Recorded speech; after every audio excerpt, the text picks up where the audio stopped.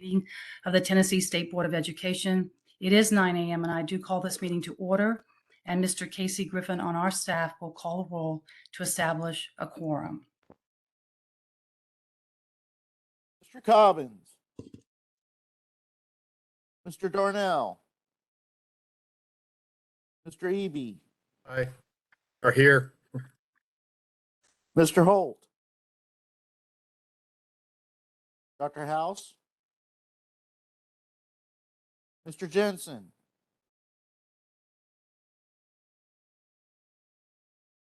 Mr. Mullenhour, Here. Mr. Morrow, Here. Mr. Wells. Here. Madam Chairman? Here. And we do have several members that are here. I just want to make sure that you caught that. There are several people that did not, I guess, unmute themselves. So I know that Ryan Holt is here. And there was somebody else, Larry Jensen. Madam Chairman, I count 7 members present. We have a quorum and we are duly convened. I do want to call for adoption of, actually, we have to do the statement of necessity first, and to conduct this meeting electronically, and Ms. Angie Sanders will read that for us. Thank you, Madam Chair. Pursuant to Tennessee Code Annotated Section 844-108, the State Board of Education submits this determination of necessity for its special call board meeting held via WebEx at 9 a.m. on August 11th, 2022.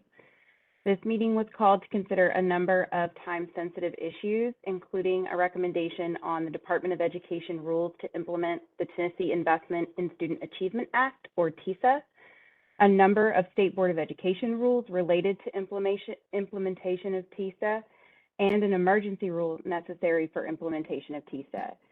Due to the time-sensitive nature of many of the items on the board's agenda today, and due to the fact that the state board members reside across the state, it was determined that a physical quorum of our members could not be assembled in Nashville for purposes of this special called board meeting.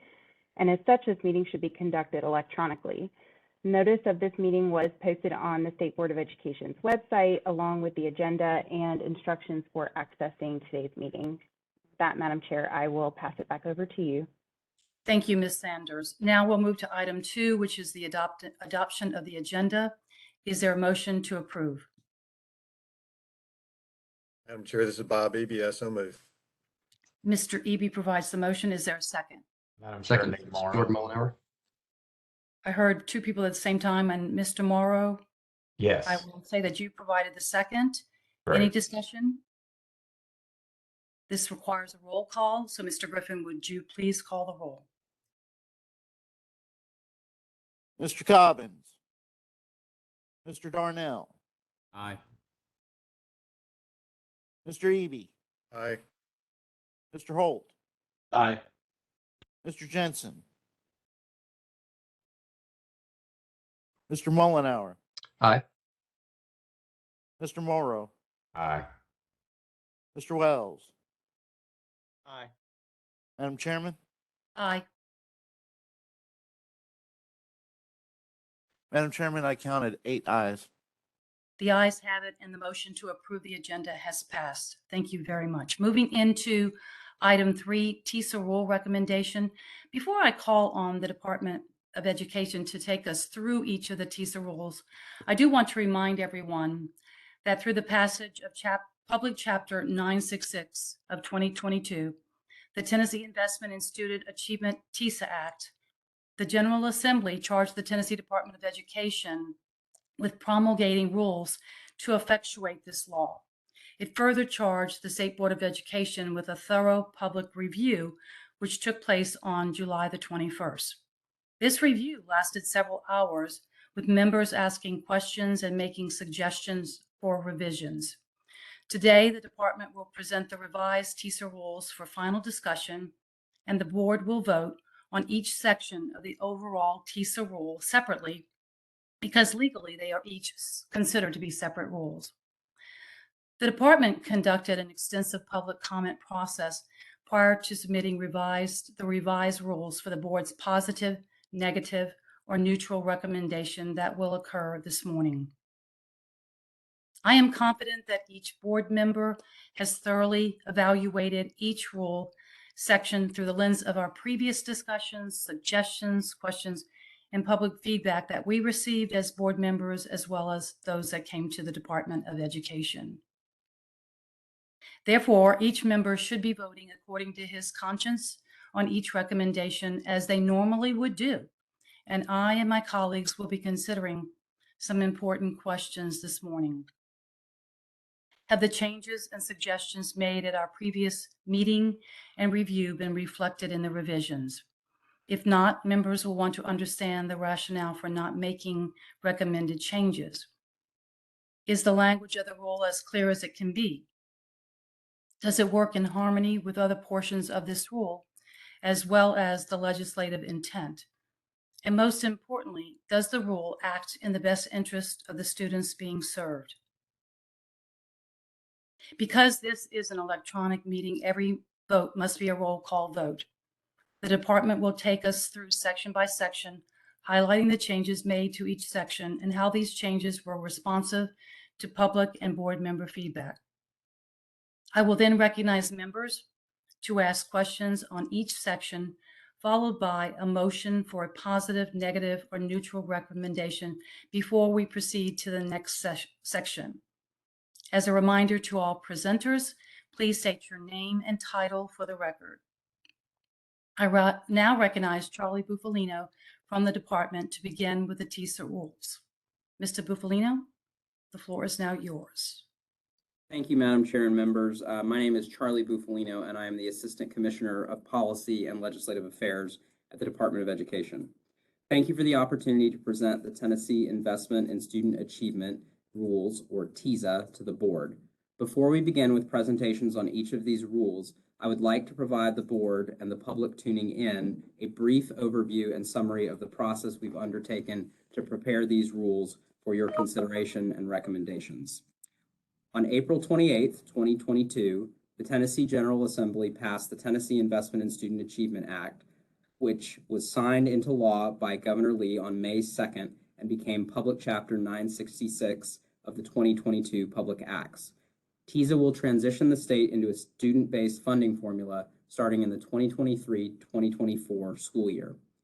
As we discussed during the TISA presentation at the July workshop, TISA specifically requires rulemaking by the Tennessee Department of Education in certain areas to define important terms and establish processes and procedures for funding disbursements. TISA also requires the department to submit the rules to the State Board of Education for a positive, neutral, or negative recommendation and include the board's recommendation in the filing of the rules with the Secretary of State's office. We are here today to present the rules and receive the board's recommendation on each rule. As we discussed during our TISA presentation at the July workshop, these rules are promulgated by the department rather than promulgated by the board. However, the law specifically requires the board to issue either a positive, neutral, or negative recommendation on any TISA rules that the department promulgates.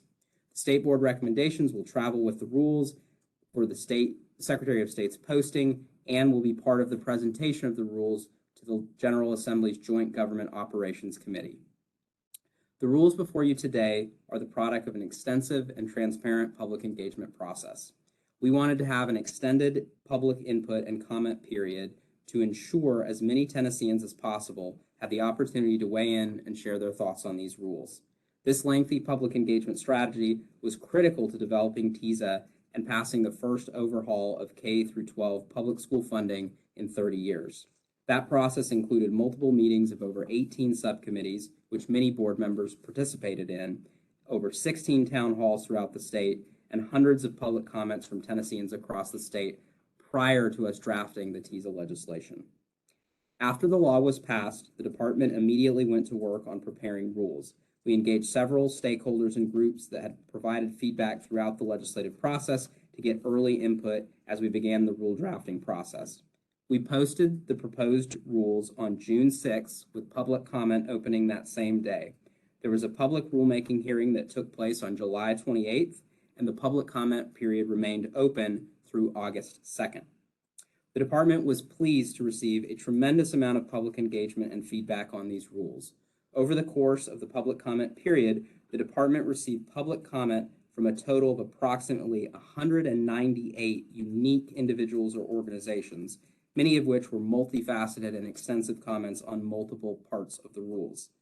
That also included verbal comments from the public rulemaking hearing and comments from board members, both in writing and as part of the July workshop. Due to the robust public engagement and feedback, the rules before you today are unquestionably a better product than the initial proposed rules that we released on June 6th. In a few minutes, each presenter will discuss changes made in their final rule compared to the initial rule. But first, I'd like to speak briefly about our process for how we made some of these final determinations on the rules before you today. Every comment received was reviewed by senior department leadership, including the commissioner reviewing every public comment. As we deliberated on each public comment and came to final decisions on changes to the rules, we grouped public comment received into 7 general categories. And again, these are general categories that certainly don't speak to every individual comment, but it should help the board have a sense of some of the tenor of the rules that we received.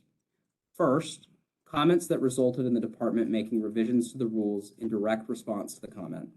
Second, comments in which no changes were made to the rules because the department determined that it was more appropriate to address this comment by including further clarification in department-provided trainings, guidance documents, including the Tisa guide, which is mandated under the law, rather than revising the rules themselves.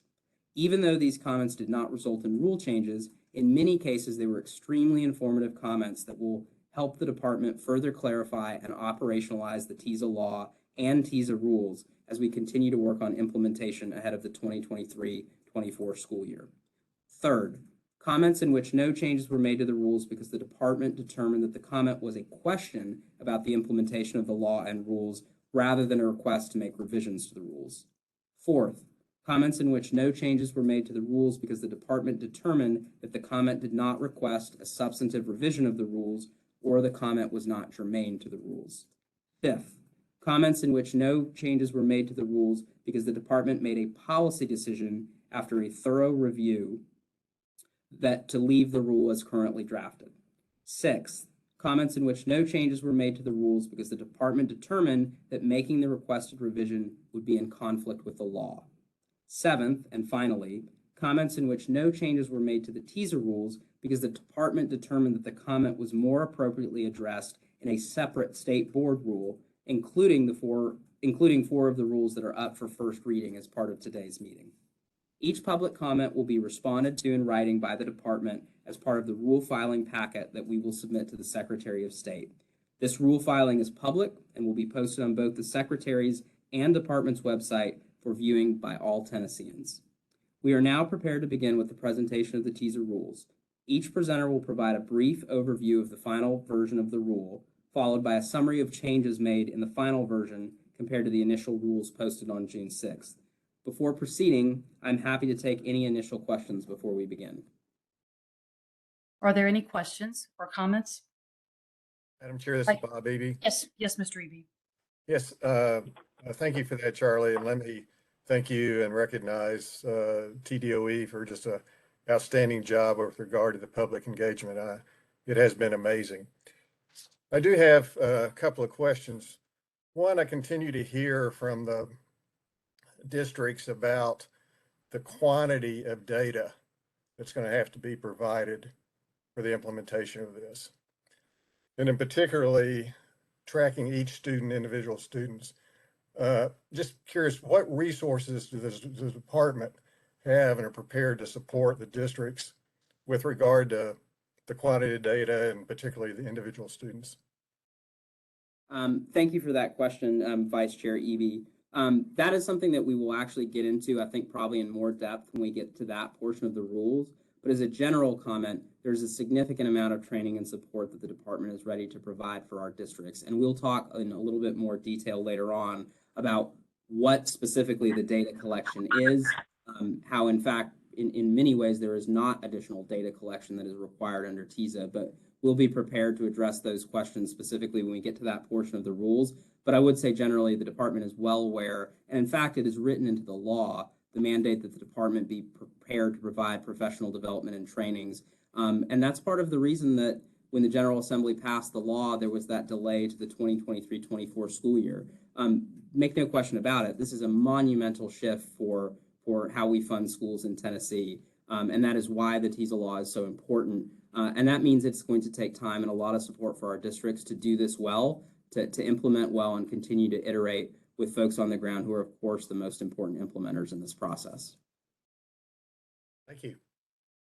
I also want to make a few comments, first of all, because of the enormity of the work that the TDO each undertook. I don't think we could ever state this more loudly or clearly about the process that you all took everyone through, and the level of engagement that you provided and the length of time to receive public feedback. I think it's to be applauded and to be commended for the outstanding work. And I know that there was no way you would have done it any differently, but I do want to say that, and I want to acknowledge your great work here. I also do want to say something similar to what Mr. Eby has said, and that just yesterday, I attended a Director's Study Council meeting, and because we all know it's so much information, and absorbing it, understanding it, digesting it, and being crystal clear about what's expected is challenging. And I know that the guidance documents will, you'll do everything in your power to ensure that they understand. But there's some really basic things that I think many people should know or understand by now, but that's putting myself in their shoes, and that's a mistake. We can never do that. When you don't walk in someone else's shoes, you have no idea what they're up against. So some of the simple categories of areas within the TISA rules, as simple as the base funding. I think there's confusion still on the part of districts as to what is included in the base funding. And if that guidance document could drill down clearly, I think that would be hugely beneficial, and not just in that section, but other sections as well. I know it's a lot of work, but to get away from the confusion, I think that would be very beneficial to districts. And you may have already planned it, so thank you. Thank you for that comment, Madam Chair, and I think that is really well received on our end. That is exactly what our intent is to be with the TISA guide. This is meant to be an overarching practitioner implementer's guide. It's a far different kind of vehicle or audience than the rules are per se, right? And we'll really drill down into how this needs to be operationalized. And it's not just the TISA guide, but the actual training or support, like I mentioned before, that we will take folks through. But the TISA guide is meant to be an all-encompassing document that is updated on an annual basis as mandated by law, and is not only about information sharing with our districts and practitioners, but is intended to be a feedback loop in which to capture district feedback on an annual basis to inform the department, the state board, and the General Assembly about what is working, what isn't working, what is needed further, what could be tweaked, clarified. That process is built into the law, and that will be required of the department to do that as we continue to proceed. And, you know, we've really seen this work in phases. The first phase was sort of the legislative process and passing TISA into law. We're in the getting towards the end of the rulemaking process, at which point I think the implementation process will begin sort of in earnest. And we are sort of most excited to engage in that process more deeply with our districts. We've been having lots of conversations so far over the summer, ever since the law was passed, but I anticipate those will get even more robust as we get the rules fully promulgated. Very good. Thank you. Any other comments? Okay, hearing none, let's move into the first item. Item 3A, Introduction to TISA Rule. Thank you, Madam Chair. And that one will also be me. Again, Charlie Bufalino, Assistant Commissioner of Policy and Legislative Affairs at the Department of Education. The introduction to the TISA rule, which is 0520-12-05-.01. The introduction rule provides the introduction to TISA, stating that each student generates a funding allocation that includes a base funding amount, weighted allocations, and direct allocations in accordance with TISA law and rule. A single clerical change was made compared to the initial proposed rules to simply correct a TCA citation to the correct portion of law in the introduction section. Other than that, there were no changes to this rule. And with that, I will be happy to take any questions that members may have. Are there any questions on item 3A?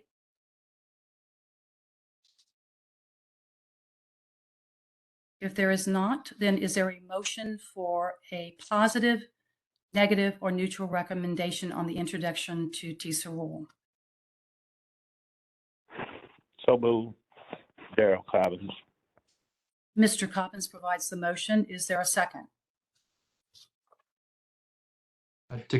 Madam Chair, this is Jordan Mullenhour. To clarify, I assume the motion is for Oh, yes, thank you. approve the status. Thank you. I'll second Thank that you, motion. thank you. I'll Let's second. be clear. So the motion is for a positive. So I was asking for a positive, negative, a neutral recommendation. And so I want to step back.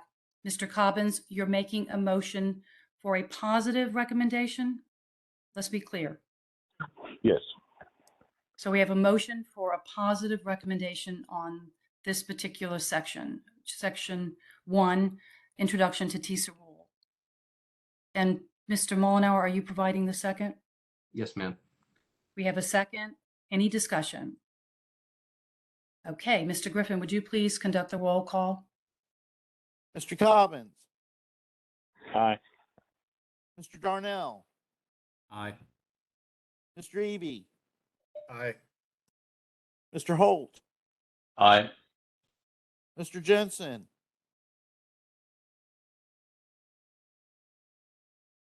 Mr. Mullenhour, Aye. Mr. Morrow, Aye.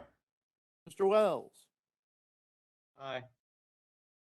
Madam Chairman. Aye. Madam Chairman, I count 8 ayes. The ayes have it, and the motion to approve or to recommend a positive recommendation has been passed. Thank you very much. Moving on to the next item. Item 3B, Chapter Definitions Rule. Thank you, Madam Chair. That rule will be presented by our General Counsel, Christy Ballard. I will turn it over to her. Thank you. Thank you.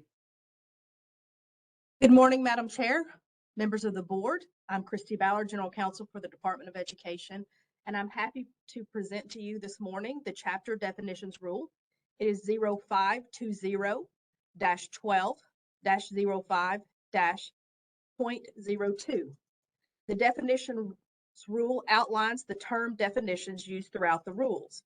The majority of the definitions used in the rules come directly from Public Chapter 966 and include a reference to the statutory citation.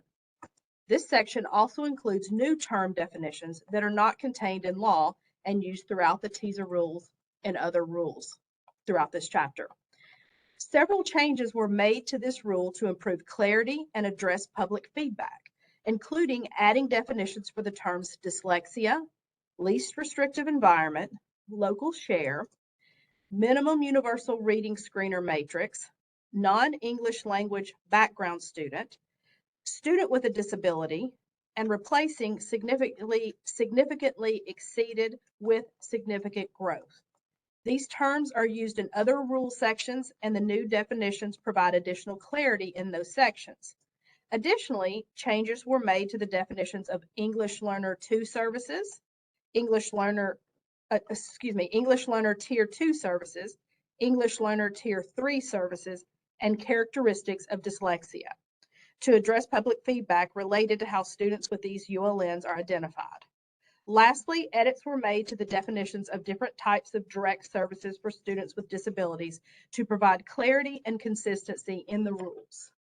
I stand ready for questions. If you have specific questions about a specific term as it's defined or a revision, I would be happy to ask our subject matter expert to come off mute and to help with those answers. Also, please keep in mind that all of these definitions and terms will be discussed more robustly when the rule in which the term is used is presented. I have a question, Nate Morrow, and it may be better answered when we get into the sections. I don't know. So if it is, that's fine. We can address it then. But so, and it says, and this is just a clarity question. So where it says the definition for characteristics of dyslexia states that a high school student would have to be identified by the early warning system and demonstrate deficiencies in 50% or more of the subtests identified on the universal matrix screener. So you just kind of walk me through a little more detail on how that process works for high school students using the early warning system, and then what screeners do we use in 9 through 12? Or is that- Sure, Mr. Morrow, I would be happy to. I will go on mute and I will ask Dr. Lisa Coons to come off mute and answer your question. Thank you. Sure, Mr. Morrow. My name is Lisa Coons, Chief Academic Officer for the department. When we look at universal reading screening in K-8, all students are screened primarily with the universal reading screener. Their reading is under development. They have that developmental skill. When we get to high school, most students have complex kind of needs and issues, and an early warning system flags that a student is having either attendance, behavior, or course challenges. And that's a flag for the team wrapping around that student to say, what could be the underlying causes? So where we use a universal reading screener in those earlier grades to identify reading specific issues, it's more complex at the high school level, and high schools are well-versed and well-practiced in using an early warning system. This definition actually calls out that as they're looking at that early warning system data, they should also consider characteristics of dyslexia and go through a universal reading screening process with those grade appropriate subtests to determine if that could be one of the reasons the child is struggling in school. Thank you. And what are those? Yes, the complexities once it gets to 9 through 12 are it's challenging. So what are those screeners that the districts have access to once they've gone through the early warning system? Okay, hey, we have, we've identified some concerns. We want to look at this. We want to sort of differentiate. Is this characteristics of dyslexia or is this something else? What are those screener options that they have to sort of begin to detangle? Is this dyslexia characteristics or is this something else? Sure. So as part of the RTI process that we have in existence in the state, there are a wide variety of tools that districts use to support students who might be experiencing challenges as defined by the early warning system. There are universal reading screeners, and one of the reasons we have that minimum screening matrix is to determine which subtests would be appropriate at different grade levels. So there is universal reading screening. Obviously, one of the components of that would be alphabetic principle. That would not be appropriate at the high school level, but reading comprehension, reading fluency, some of those subtests that are measuring specific areas of reading around high school performance would be available. And that universal matrix and that minimum screening matrix would identify which ones of those subtests are appropriate at each particular grade level, so that a district would have that additional set of resources around characteristics of dyslexia and those subtests within that universal reading screening package to use. Okay, so just that, thank you. So because it says and in there, and just for my own clarity here, so it's early warning system. We're seeing, indicators. We have concern. We bring the team around. That's not enough. Then we have to go to a universal screener and demonstrate deficiencies in 50% or more. Is that correct?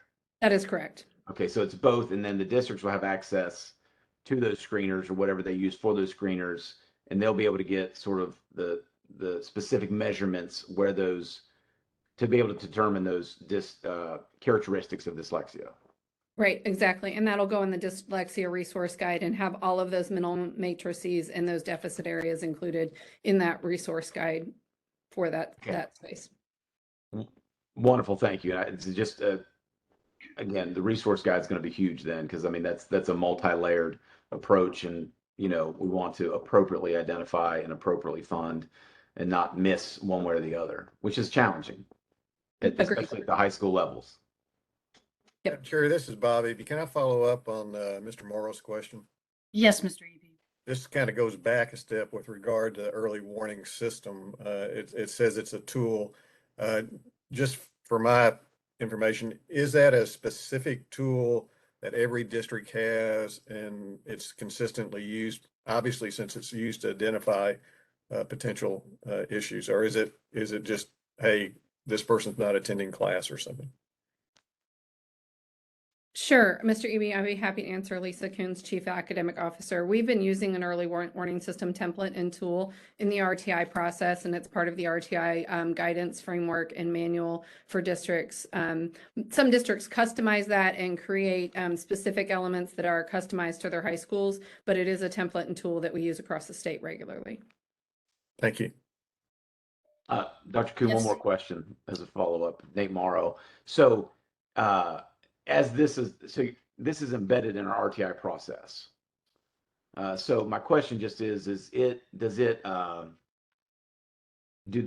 what we have in requirements for RTI and what we have in language for this rule, do those work together? So those aren't asking people to do double things. I mean, are those sort of folded in on each other so it's a cohesive system?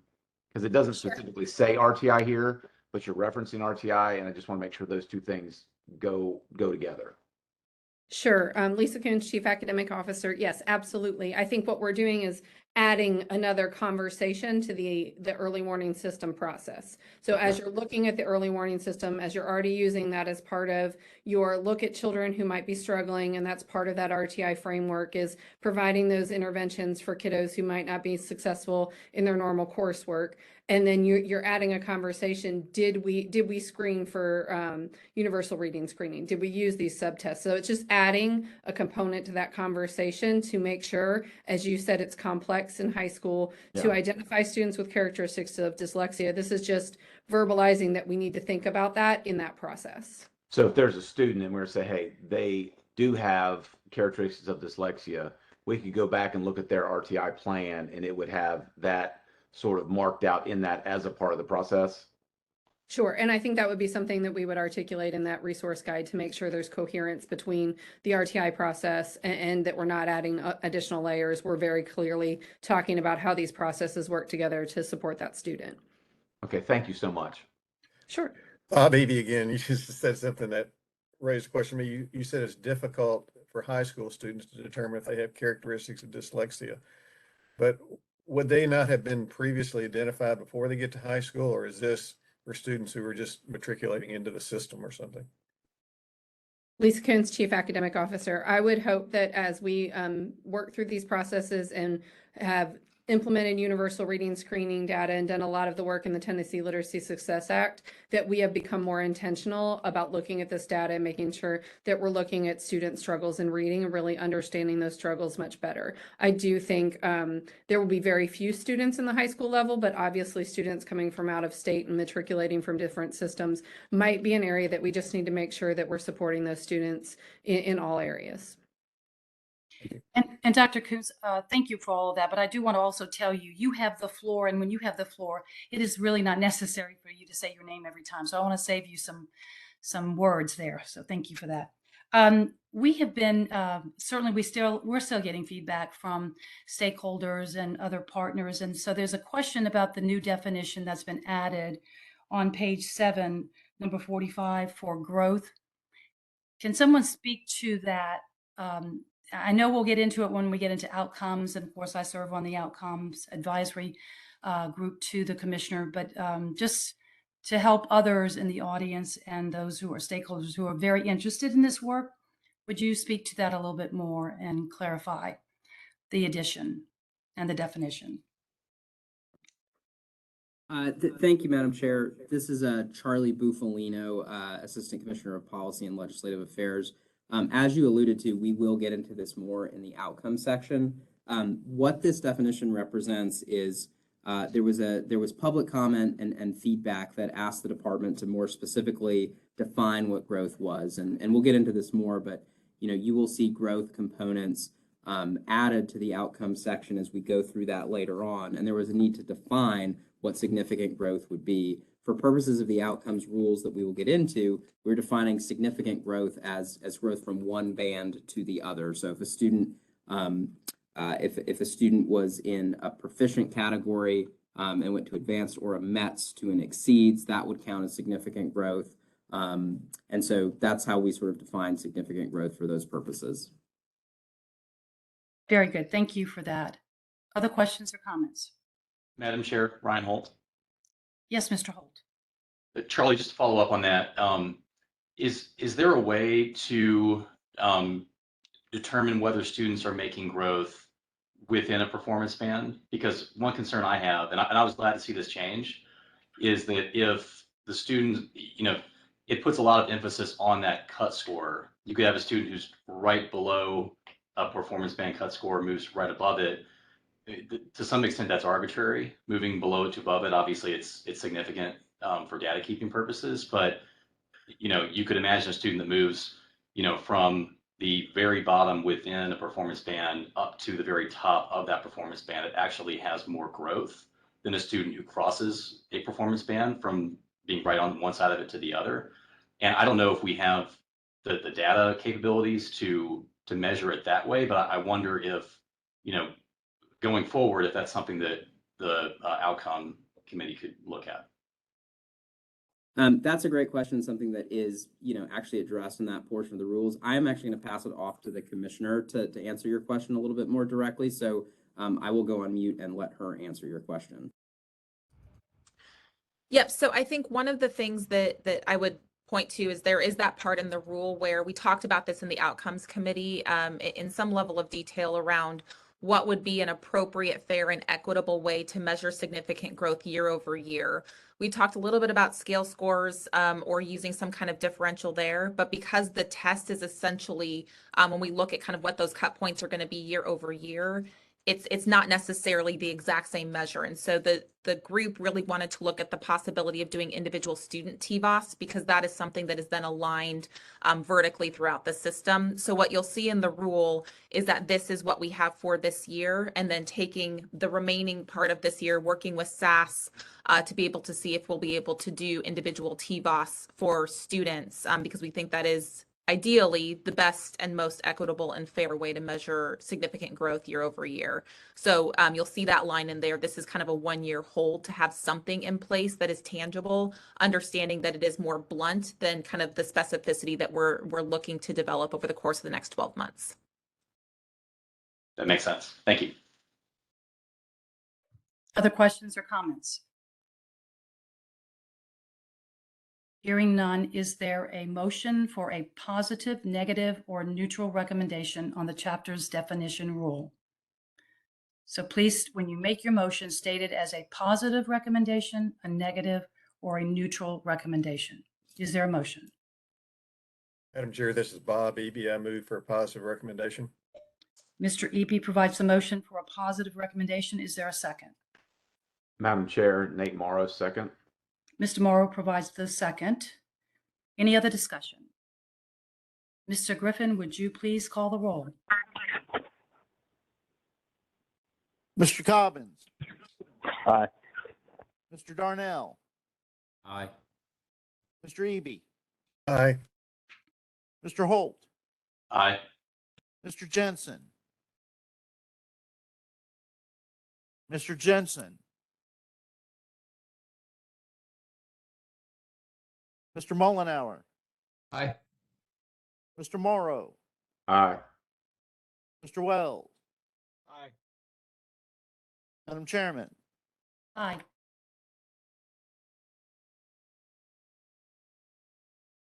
Madam Chairman, I count 9 ayes. The ayes have it, and the motion is approved. Thank you very much. Moving to item 3C, base funding allocations.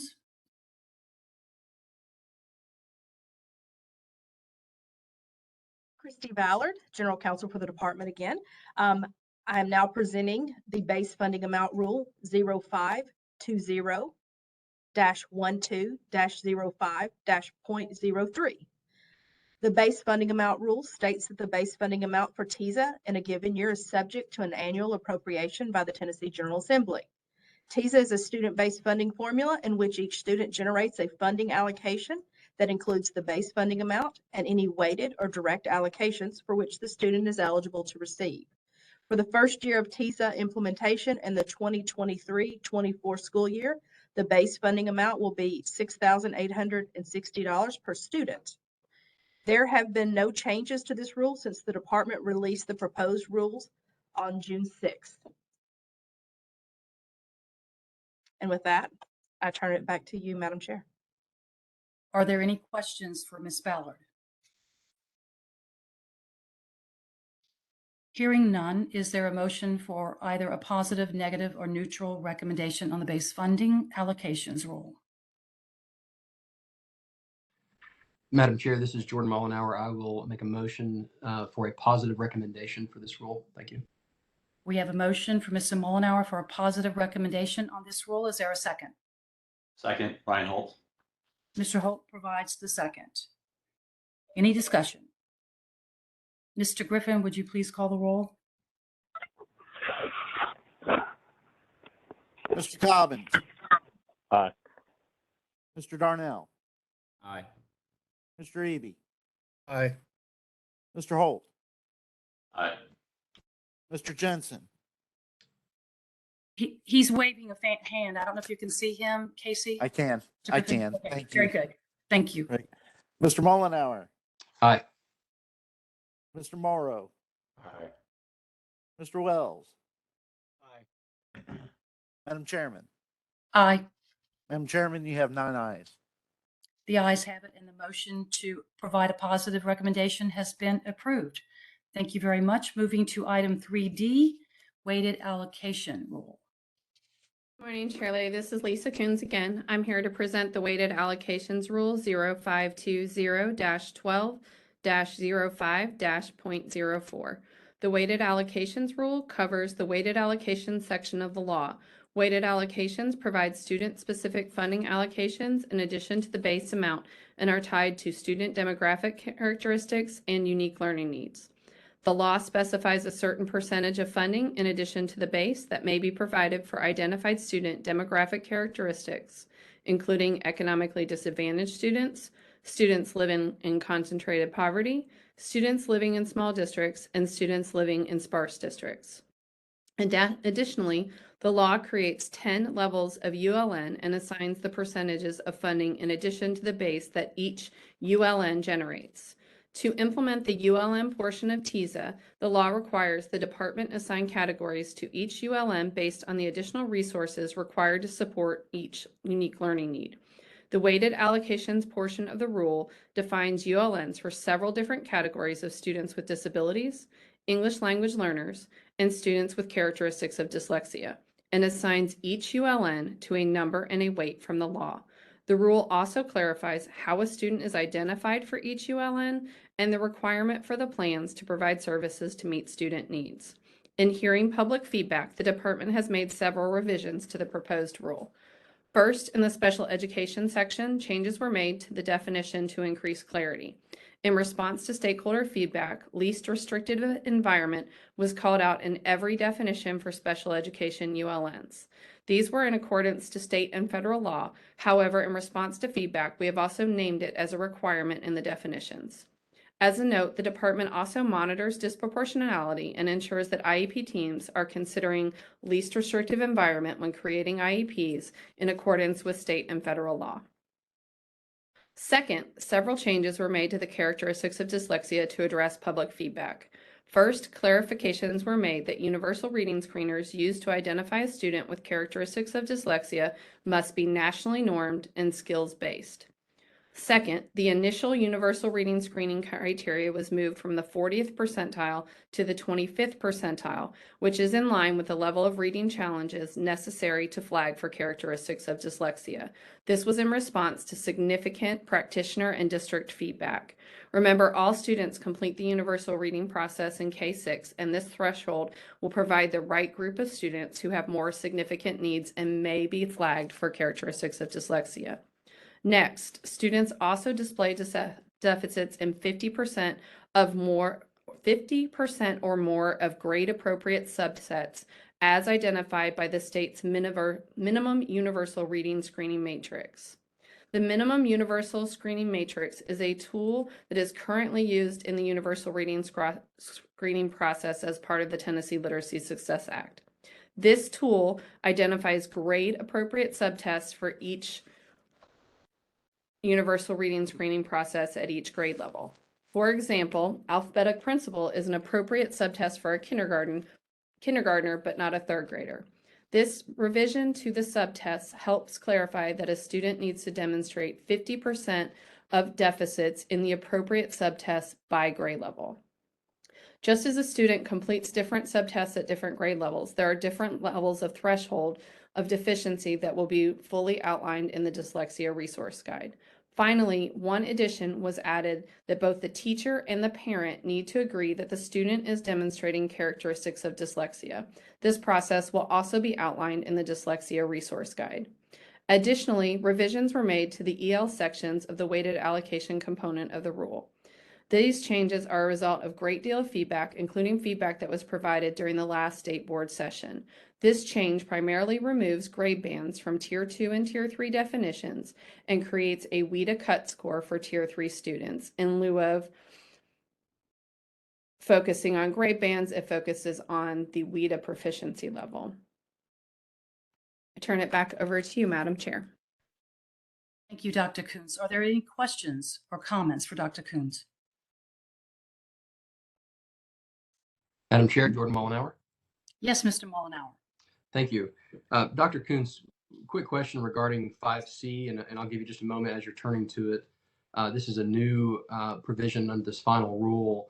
I understand and agree with and appreciate that the department views educators and administrators as being honest and as having the kids' best interests in mind, and that the rebuttable presumption is that everyone is going to adhere to the intent of these rules. I also think, as indicated by this latest edition, that we have to be cognizant of the fact that if we have someone who wants to be a little generous or perhaps live in some of the ambiguities that might exist, the result of that is that funds may be pulled or funds may be withdrawn from other students and other educators and administrators who are in fact adhering to the rules. So with respect to 5C, can you just tell us a little bit about how this would operatively take effect? This is the monitoring provision to make sure that people are following the intent of the rule as well as the black and white letter of the law.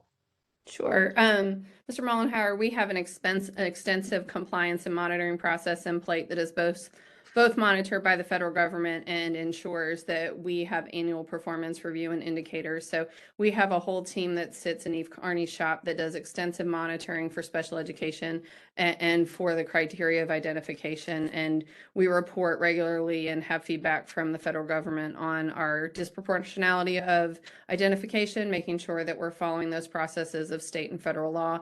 We also have an Easy IEP and an EIS system that is closely monitored, and a team that sits under the Assistant Commissioner, Jennifer Jordan, that supports districts in instructionally appropriate IEPs and supports that system. So we have a robust system in place, and we'll continue to use that system and monitor that system to ensure that our districts are following state and federal guidance.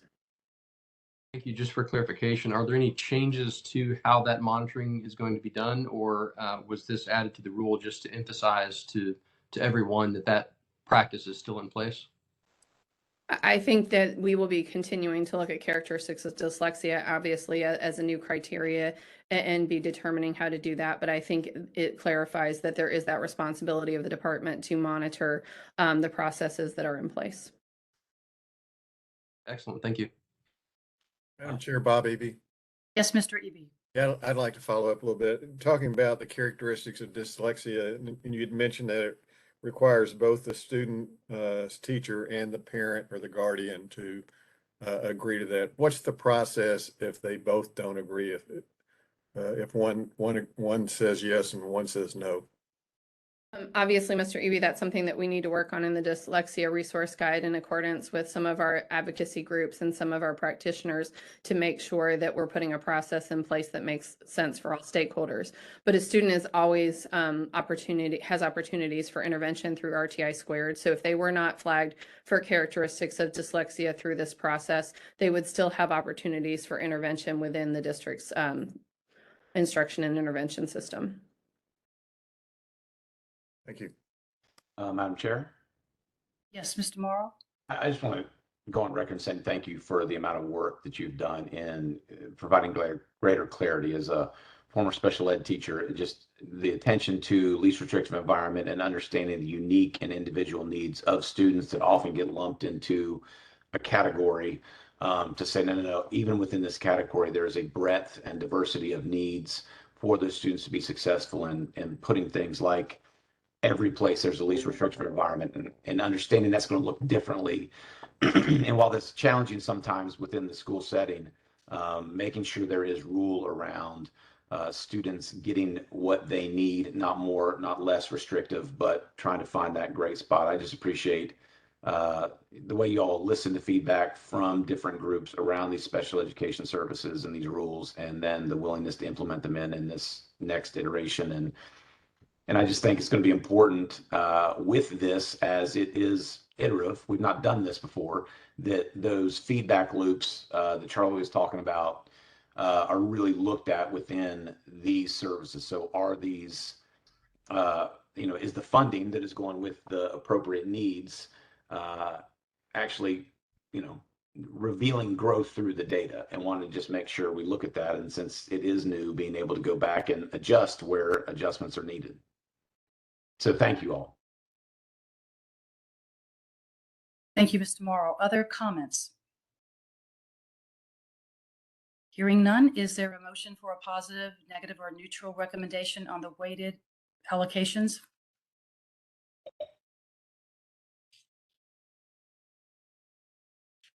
Madam Chair, this is Bob Eby. I move for a positive recommendation. Mr. Eby provides the motion for a positive recommendation. Is there a second?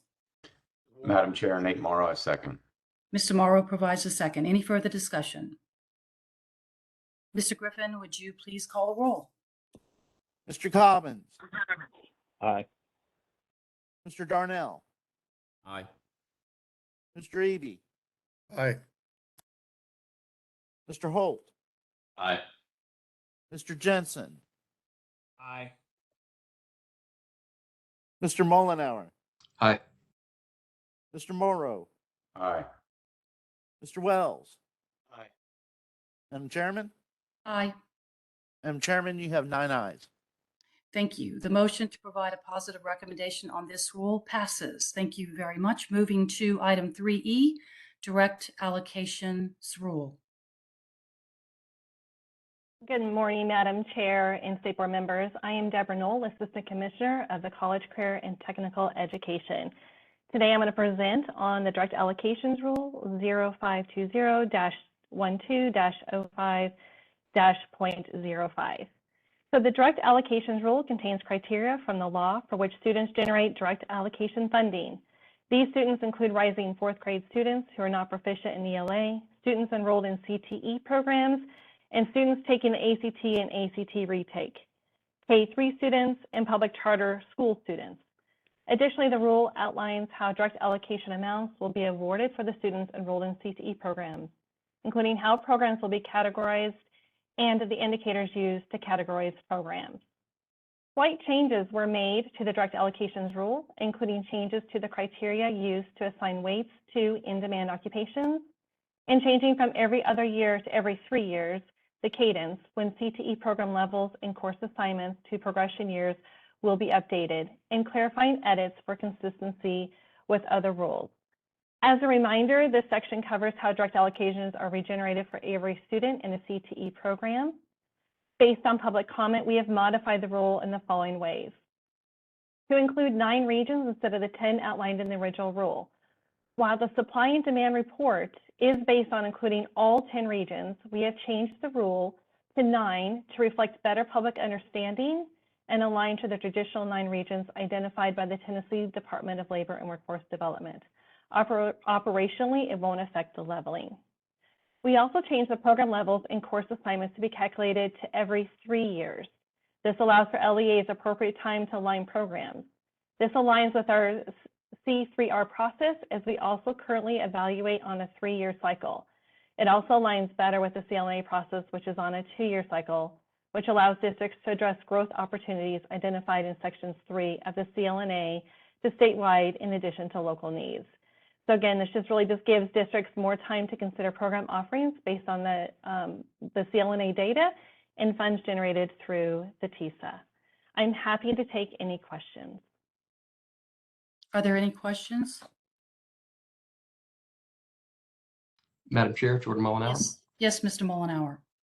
First of all, Ms. Knoll, thank you for your work on this. I've enjoyed learning from you and observing you and through this process, and I know that your heart is to help students all across the state. I have previously expressed some concern about a statewide demand model, and the department was receptive to that conversation.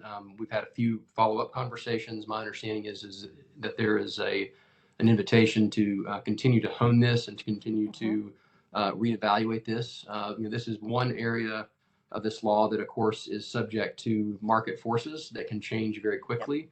And I just want to make sure that that we are revisiting this on a regular enough basis to make sure that it's giving students the best possible opportunity across the state, and regardless of statewide demand, and really more specific to their local needs. So I would just commend you for the work that you've done on this. I spoke with the department just a couple of days ago, and again, there's an invitation to immediately begin crafting and continuing to refine this. And I look forward to working with you and your team on that. So I just wanted to say thank you. Absolutely. Thank you. Thank you for that comment. You're absolutely right.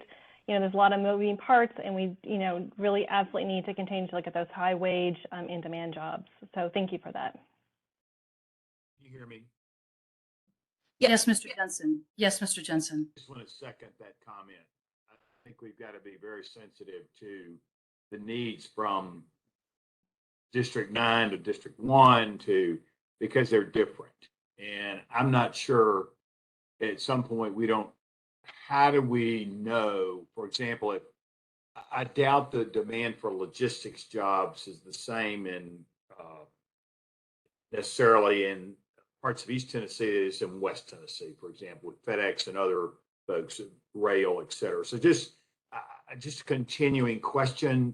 I think it's there's a discomfort level, or maybe not comfort, maybe it's better said that way, but that is a real issue. And I think we need to be ready to respond to that.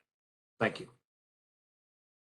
I will just add briefly, because I've mentioned this when we were having in workshop, the tools that are utilized makes it a little bit challenging, in particular because employers are not always using the tools that are there for them, as jobs4tn.gov is the example that's being used. And having worked in economic development and workforce development, I am with you 100%, Mr. Mullenhour and Mr. Jensen, because it's important to see that, to calculate for those differences. And sometimes there's a community that's working hard to bring in logistics or IT, and they want to be preparing the workforce because they're about to land a big one. And I had a case like that not too terribly long ago.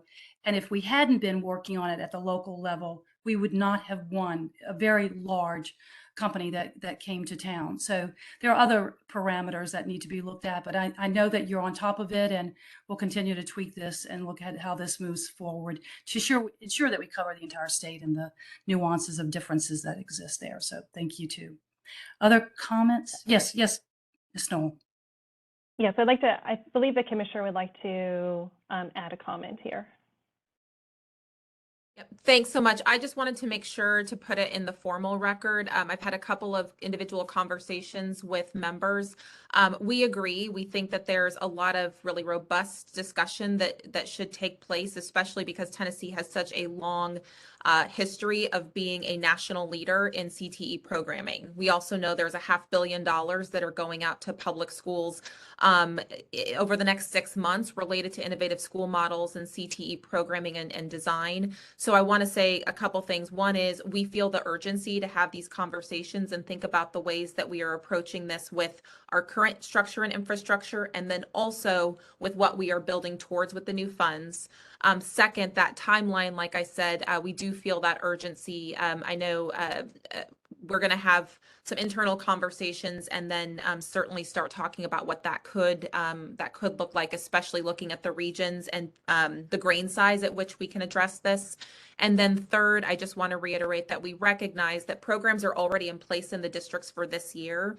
But if we are going to have kind of these more substantial conversations that certainly could not happen over the summer, even if we delayed the rules by 3 weeks, we weren't going to hit kind of the level of conversation we need to have, because this obviously affects not just the Department of Education, but labor and workforce, ECD, and higher ed, that we need to have those conversations in a timely manner so that it is very far in advance of next school year, so that as districts are planning their innovative school models, they have the concrete information that they're going to need to strategically plan, and we can ensure that we've managed that against the allocations that would come out through the formula. So I just want to say thank you to the board members for pushing on this. I think we're excited about the conversations. It's the right time, given the influx of funding to redesign high school programs and expand great CTE programs, and just know that you will have very quick follow-up from the department in terms of what the next steps are. So appreciate that, and I think this all just dovetails into what is going to be the next big renaissance of this in Tennessee, and we're all really excited about it. Thank you, Commissioner. Other questions or comments? Hearing none, is there a motion for a positive, negative, or neutral recommendation on the direct allocations rule? Madam Chair, this is Jordan Mollenauer. I make a motion for a positive recommendation. Mr. Mollenauer provides the recommendation for a positive recommendation. Is there a second? This is Nick Darnell, second. Mr. Darnell provides the second. Any further discussion? Mr. Griffin, would you please call the roll? Mr. Cobbins. Aye. Mr. Darnell. Aye. Mr. Eby. Aye. Mr. Holt. Aye. Mr. Jensen. Aye. Mr. Mollenauer. Aye. Mr. Morrow. Aye. Mr. Wells. Aye. Madam Chairman. Aye. Madam Chairman, you have 9 ayes. Thank you. The ayes have it, and the motion to provide a positive recommendation for direct allocation rule has passed. Thank you very much. And moving on to 3F, outcome bonuses rule. Thank you, Madam Chair and members. This is Charlie Bufalino, the Assistant Commissioner of Policy and Legislative Affairs, and I will present to you the outcomes bonuses rule, which is 0520-12-05-.06. The outcome bonuses rule identifies the student performance goals that will generate additional funds for districts, including additional outcomes weights awarded based on the performance of students in certain subgroups.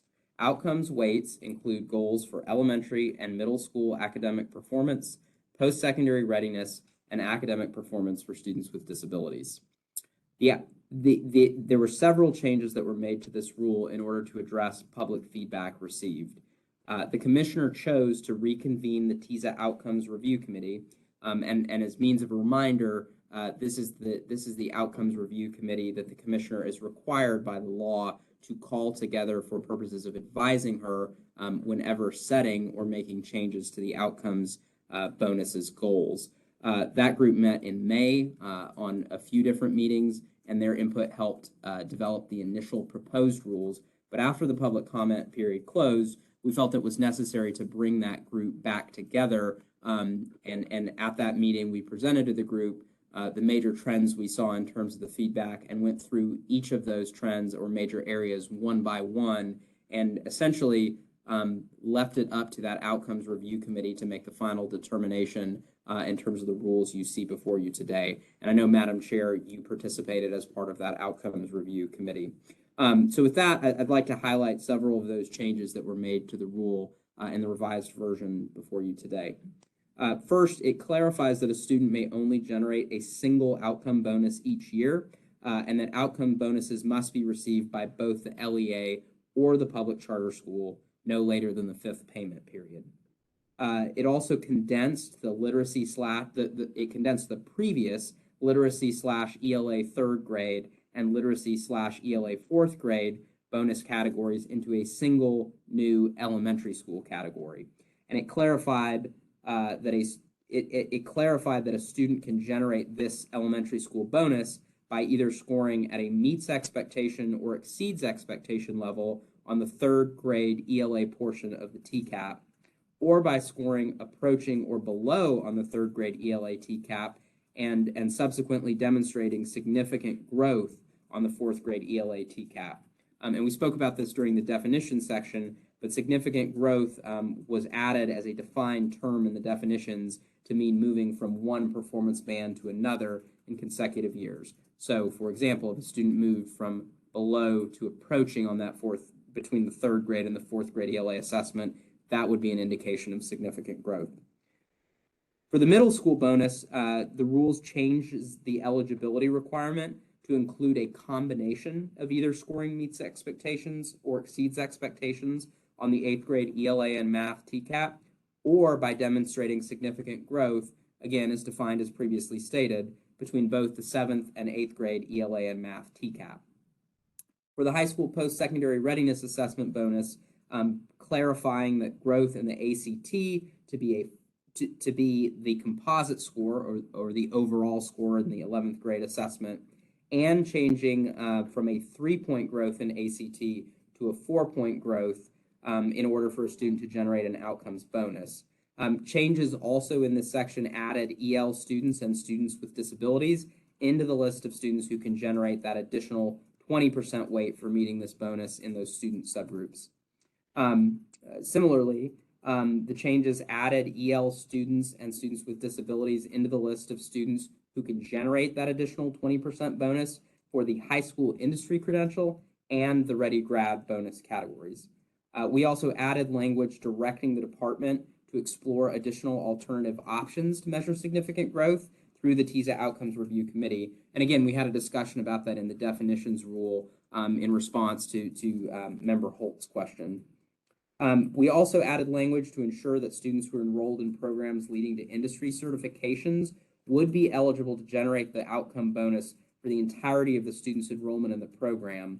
And then finally, we also adjusted certain percentages of the outcome bonuses so that the percentages are consistent across all outcome bonuses. And in that final version, you'll see that the initial sort of outcomes bonus is set at 10% in all categories, and any additional bonus for subgroups of students is set at 20%, again, consistent across all the different categories.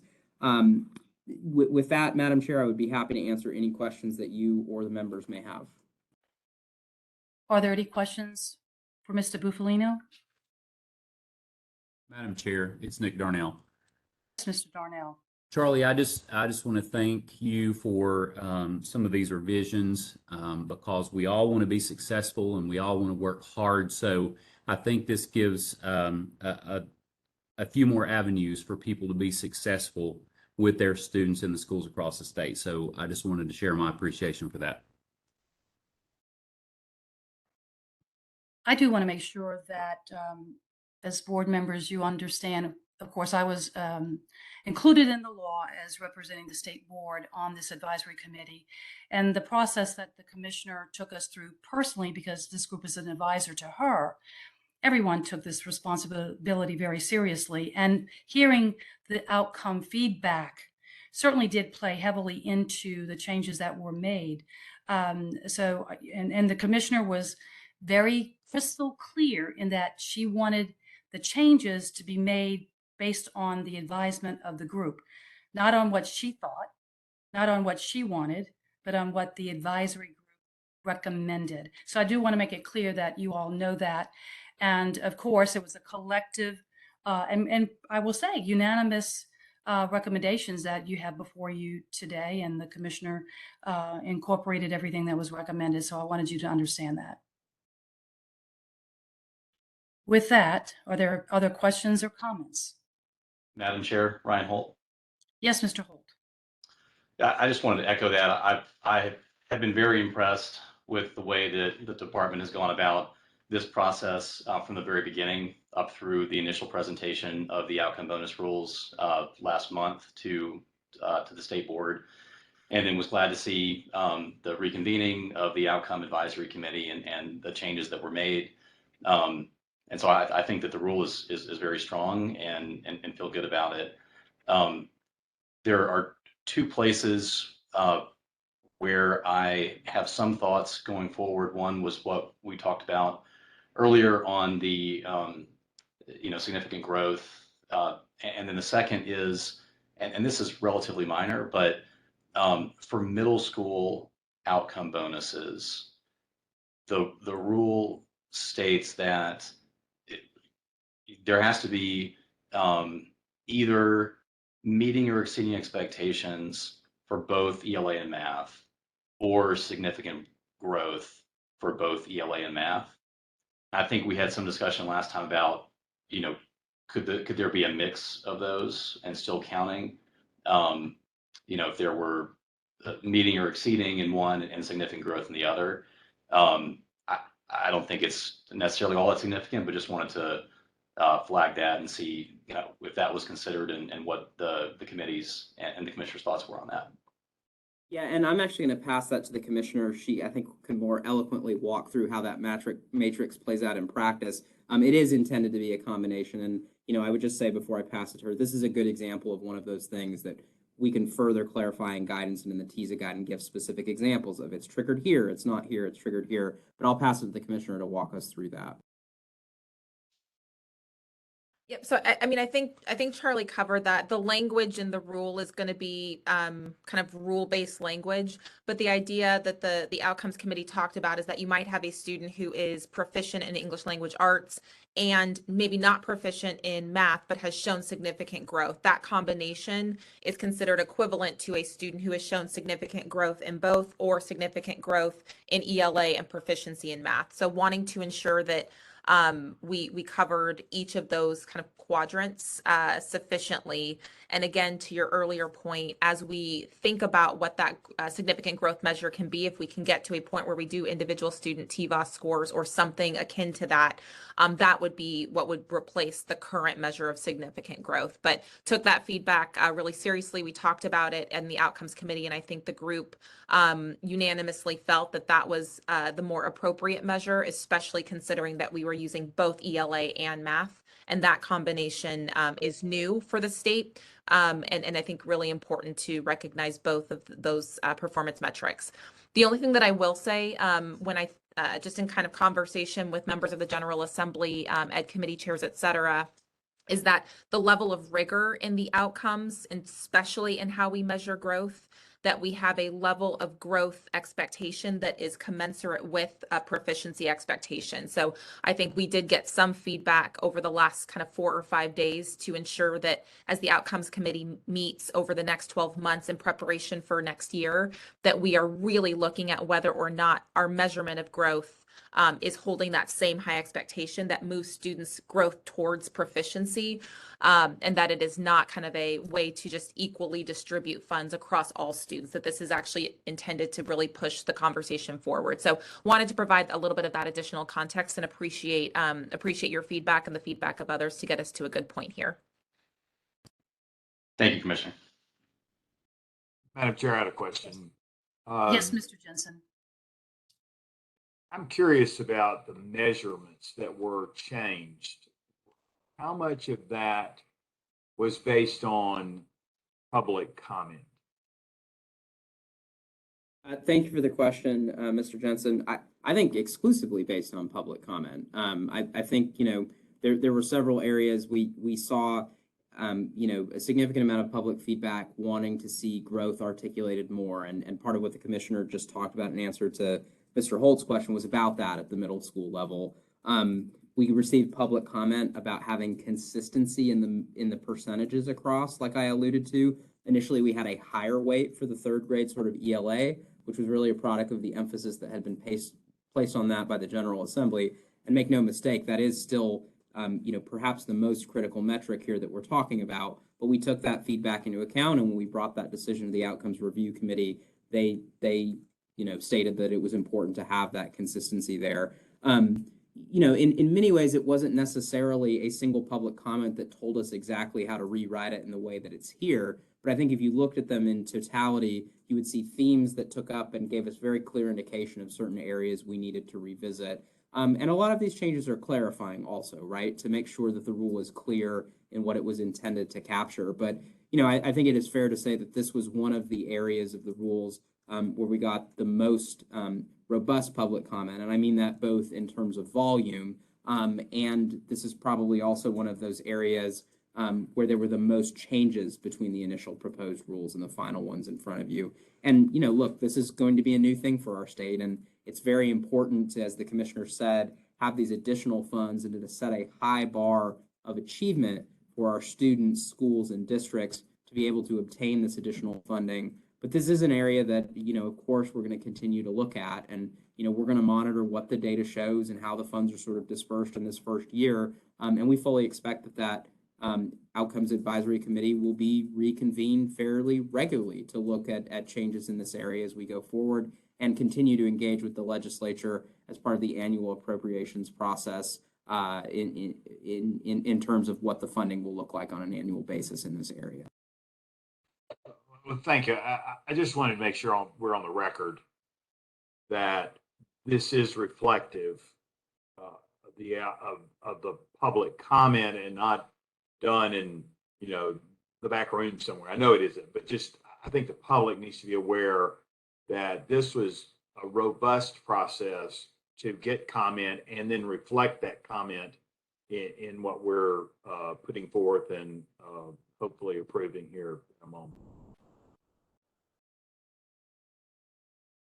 Thank you for that, Mr. Jensen. And I will say this too, and I think that's part of why we wanted Mr. Bufalino in his opening remarks to set the stage and just in general for the public to know and understand that this review process and gathering of all this data was critically important. And I do not need to put words in his mouth, but we can ask that question a number of times to make sure that it's clear, because some people may have joined us late in this meeting. So I think it was important to ask again, just to make sure everyone understands. But anyway, we'll move on. Are there any other questions or comments on the outcome bonuses rule? Hearing none, is there a motion for a positive, negative, or neutral recommendation? Madam Chair, I move for a positive recommendation. Mr. Hope provides the recommendation for a positive the motion for a positive recommendation. Is there a second? Madam Chair, Nate Morrow, second.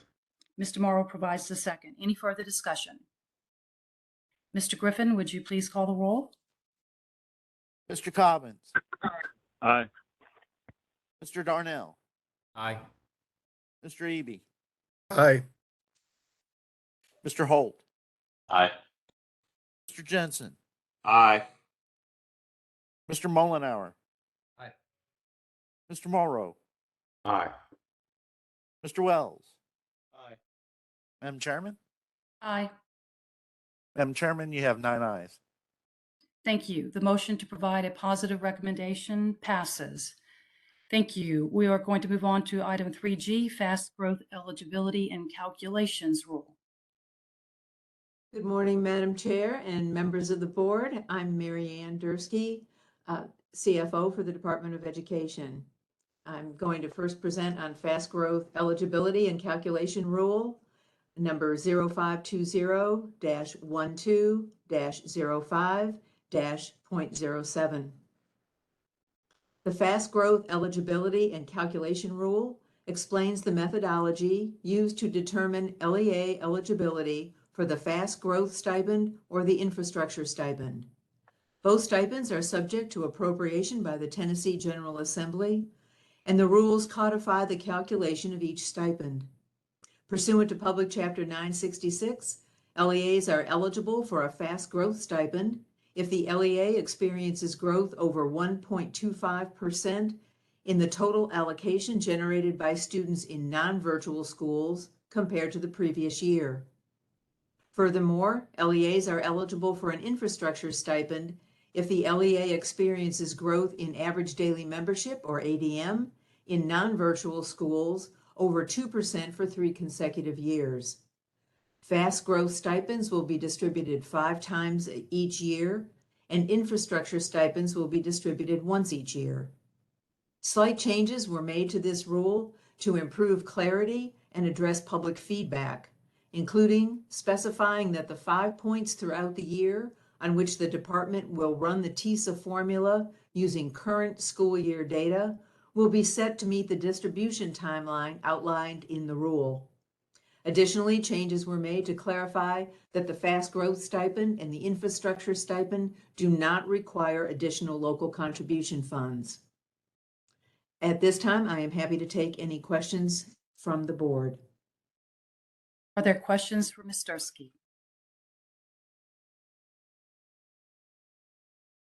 Hearing none, is there a motion for a positive, negative, or neutral recommendation on the fast growth eligibility and calculation rule?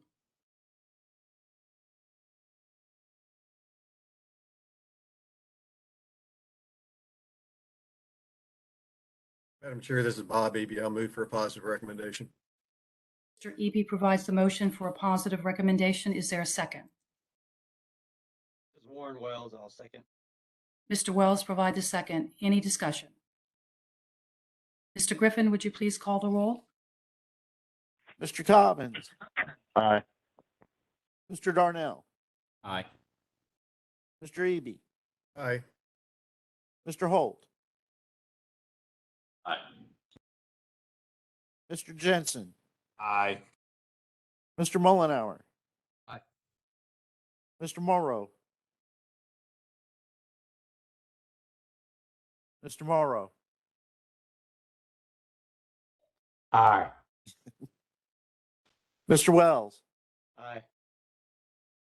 Madam Chairman? Aye. Madam Chairman, you have 9 ayes. Thank you. The motion to provide a positive recommendation passes. Item 3H, local contribution and fiscal capacity rule. Morning, Mary Ann Dursky, CFO again. I'm here to present on local contribution and fiscal capacity rule 0520-12-05-0.08. The local contribution and fiscal capacity rule outlines the calculation of the local contribution required of LEAs and determines the fiscal capacity measures used in Tisa calculations. This section of the rule was taken directly from Public Chapter 966 and is essentially unchanged from how local contribution and fiscal capacity were calculated under the BEP. To determine the local contribution, the department will multiply each of the total statewide allocations generated under the base and weighted components of Tisa by 30%. The resulting amounts will be multiplied by each county's fiscal capacity to determine the LEA's local contribution for each component. Additionally, as was the process under the BEP, the department will use fiscal capacity indices from the Tennessee Advisory Council on Intergovernmental Relations, or TASR, and the Boyd Center for Business and Economic Research, CBER, at the University of Tennessee, weighted equally. The formulas established by both TASR and CBER are required to be evaluated by the Tennessee Comptroller of the Treasury and approved by the State Board of Education. Some changes were made to this rule to improve clarity and address public feedback, including clarifying how local contribution will be calculated for counties with multiple LEAs. That calculation is essentially unchanged from under the BEP, but changes were made to clarify that in the rule. I would now like to turn this over to our General Counsel, Christy Ballard, who will address a change in the rule. Thank you. Christy Ballard here.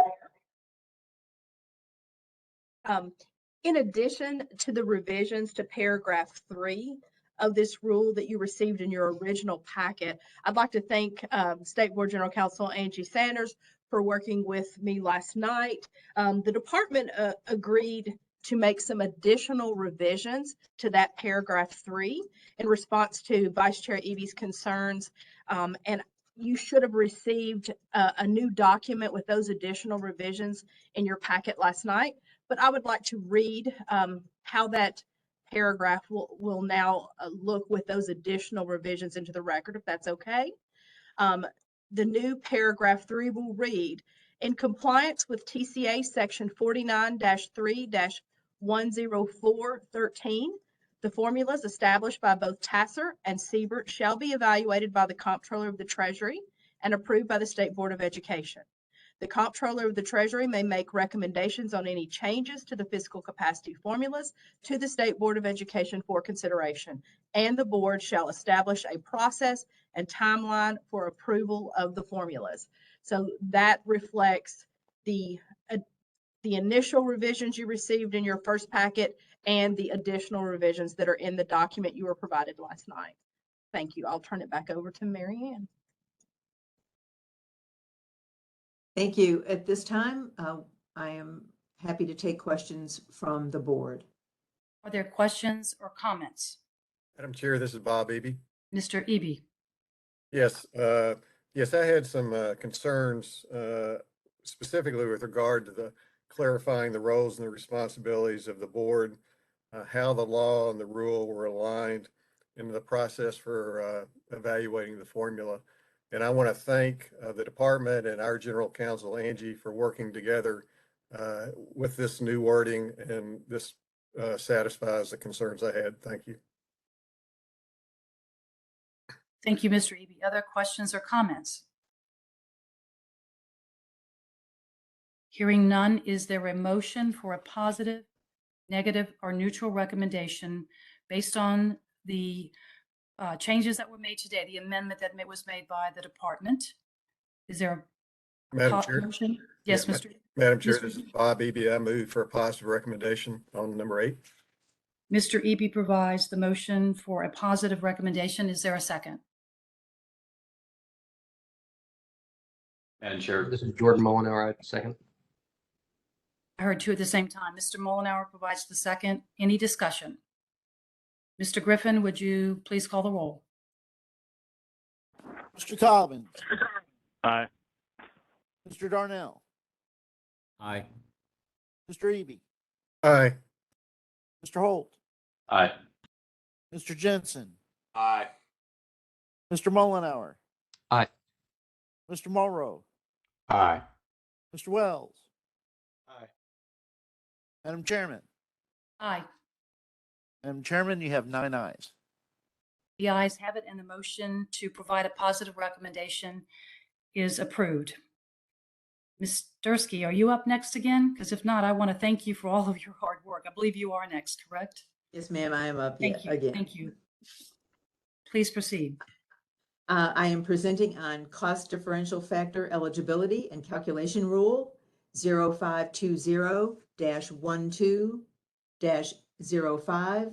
0520-12-05-0.09. The cost differential factor eligibility and calculation rule outlines the calculation and methodology for CDF grants available for eligible LEAs. The CDF grant is subject to annual appropriation by the General Assembly, and the grant is outside of the Tisa formula, meaning that funds will be appropriated and dispersed through a separate grant. LEAs are eligible for the CDF grant if they are in a county in which the cost of living is greater than the statewide average. The department will calculate the amount of CDF grants annually based on data from the Boyd Center for Business and Economic Research, annual appropriations, and Tisa allocations. Slight changes were made in this rule to improve clarity and address public feedback, including specifying that the department shall distribute CDF grants subject to annual appropriations to better align with the language in Public Chapter 966. And at this time, I am again happy to take questions.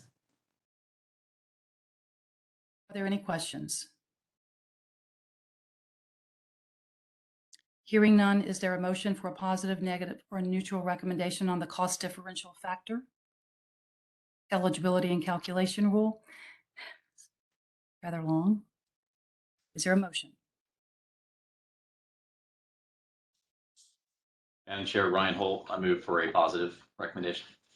Mr. Holt provides a recommendation for a motion for a positive recommendation. Is there a second? Nick Darnell, I'll second. Mr. Darnell provides a second. Any discussion? Mr. Griffin, would you please call the roll? Mr. Cobbins, Aye. Mr. Darnell, Aye. Mr. Eby, Aye. Mr. Holt, Aye. Mr. Jensen, Aye. Mr. Mullenhour, Aye. Mr. Morrow, Aye. Mr. Wells, Aye. Madam Chairman. Aye. Madam Chairman, you have 9 ayes. Thank you. The ayes have it, and the motion to approve a positive recommendation has passed.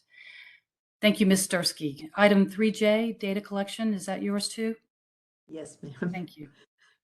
Data Collection Calculations and Appeals Rule 0520-12-05-.10. The Data Collection Calculations and Appeals Rule outlines the process for collecting and verifying data from LEAs and data reporting requirements from the department. The data required to be collected for Tisa calculations currently exists at the LEA and/or state level, and the department's Tisa guide will provide additional guidelines for LEAs on data collection. The department will use 9 reporting periods to calculate the average daily membership for each LEA to more accurately represent the students served by each LEA and to take into account student mobility.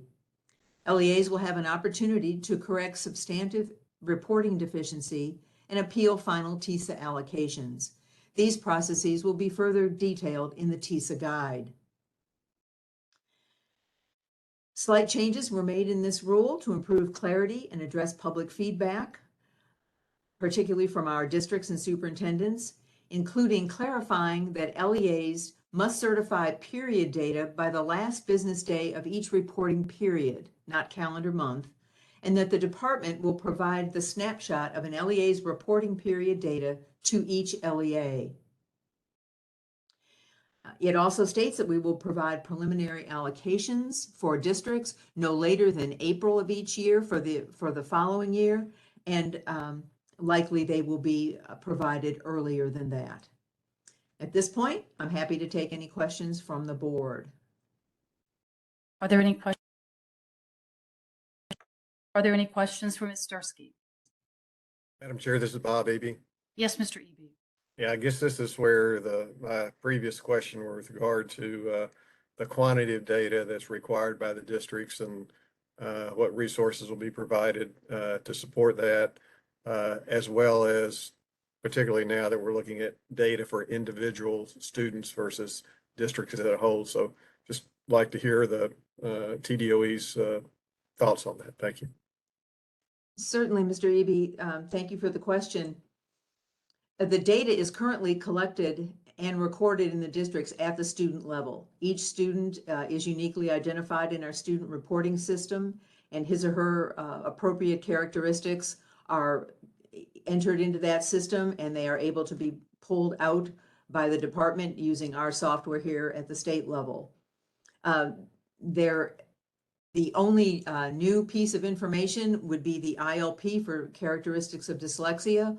All of the other data that is used in the Tisa calculation was used in the BEP calculation and has been reported and collected by districts for a number of years. We have, I believe, ramped up our IT support to provide some additional support for districts as they are working early in the year to verify this data.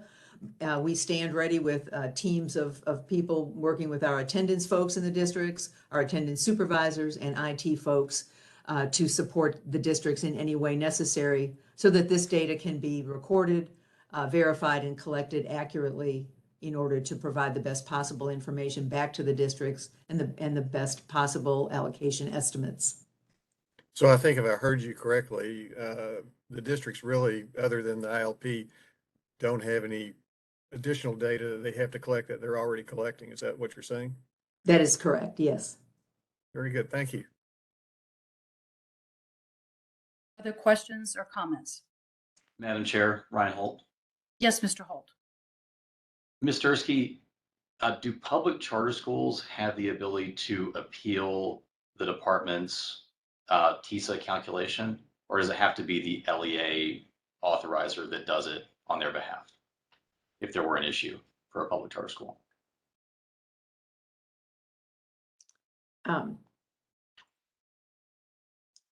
That I'm not, I don't know as that has been discussed. We will be providing to the charter schools the allocations that they should be receiving. I would think that they would have the same ability to question that if there was a significant, if they saw a significant error in that. We will be, of course, using data that they supply to us to do those calculations. Understood. Okay. As I read subsection 6B, I guess, and A, it refers to LEAs having the ability to appeal final Tisa allocations, and doesn't reference public charter schools. And so I don't know if that's something that could be clarified in the Tisa guide or elsewhere. And specifically, my concern is that if an LEA authorizer is passing all of the funds through to a public charter school, then the incentive, I mean, hopefully there's a cooperative and collaborative relationship, but you know, it may be, you could imagine a scenario where it may be difficult to get an LEA to go through that process if they're not the one who would be the beneficiary of it. So that's the reason for my concern. And I just noticed, I hadn't noticed that until looking at the rule right now. And so just wanted to flag that for the group.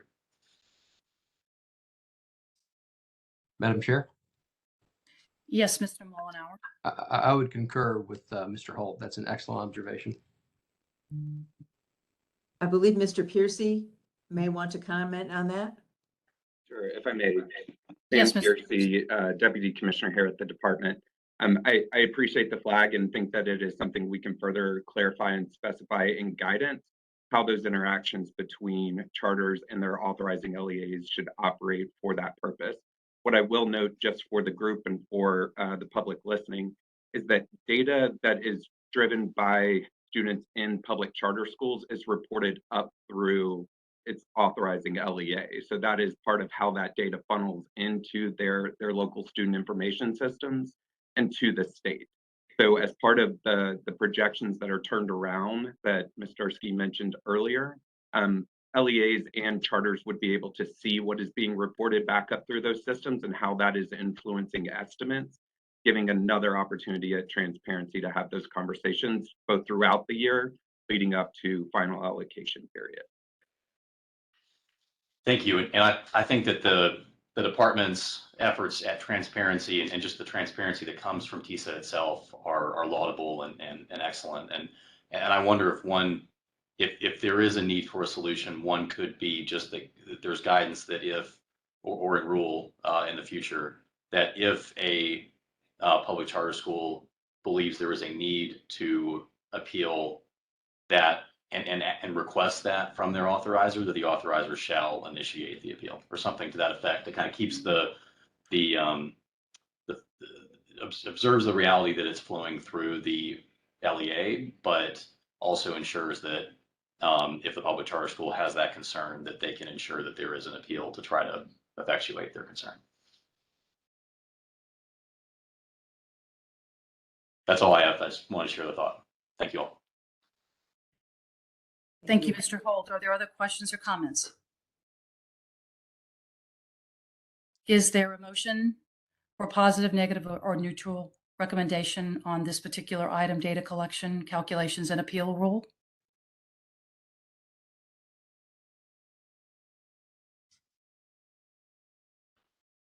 Here, Jordan Mullenhour, I make a motion for a positive recommendation for this rule. Mr. Mullenhour provides a recommendation, a motion for a positive recommendation on this particular rule. Is there a second? Madam Chair, Ryan. Mr. Holt provides the second. Any discussion, further discussion? Hearing none, Mr. Griffin, would you please call the roll?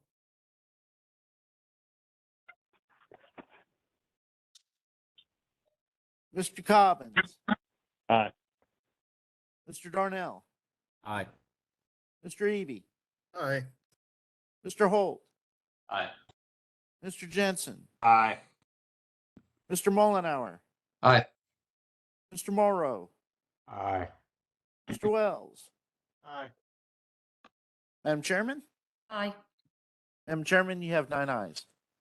Thank you. The ayes have it, and the motion to provide a positive recommendation has been approved. Item 3K, ADM Calculations Rule.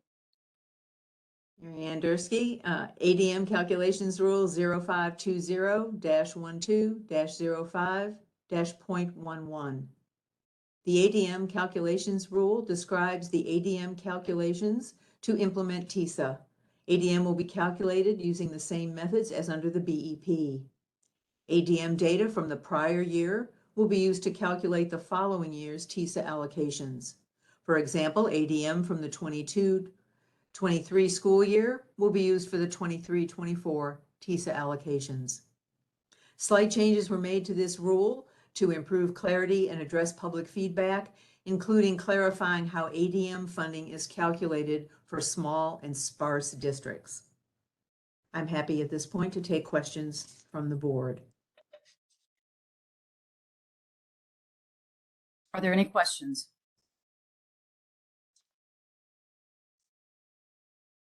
Hearing none, is there a motion for a positive, negative, or neutral recommendation? Nate Morrow, so moved. Mr. Morrow, so moved For for, the positive. thank you. Mr. Morrow provides the motion for a positive recommendation. Is there a second? Madam Chair, Bob Eby seconds. Mr. Eby provides the second. Any discussion? Mr. Griffin, would you please call the roll? Mr. Cobbins, Aye. Mr. Darnell, Aye. Mr. Eby, Aye. Mr. Holt, Aye. Mr. Jensen, Aye. Mr. Mullenhour, Aye. Mr. Morrow, Aye. Mr. Wells. Aye. Madam Chairman? Aye. Madam Chairman, you have 9 ayes. Thank you. The ayes have it, and the motion to provide a positive recommendation passes. Moving to the next item, I believe, nope, it's not the last one. Item L, Distribution of Funds Rule. Distribution of Funds Rule 0520-12-05-.12. The Distribution of Funds Rule documents the methodology by which Tisa funds are distributed to LEAs and addresses the distribution of supplemental grants named in Public Chapter 966, including grants for LEAs in distressed or at-risk counties. Tisa funds will be distributed to LEAs 10 times throughout the school year, August through April, with the final payment in June. Additionally, pursuant to Public Chapter 966, an LEA's allocation shall not decrease more than 5% from one year to the next. If this should occur, the department shall allocate additional funds to the LEA to result in a reduction of no more than 5%. Slight changes were made to this rule to improve clarity and address public feedback, including clarifying that LEAs shall distribute state and local funds to their authorized public charter schools in accordance with State Board of Education rules. We will be presenting a charter school rule later in this meeting today. Changes also clarify that minimum allocation requirements shall be applied annually. And in determining minimum allocation requirements, the funded year's Tisa allocations will set the relative contributions for state and local funds.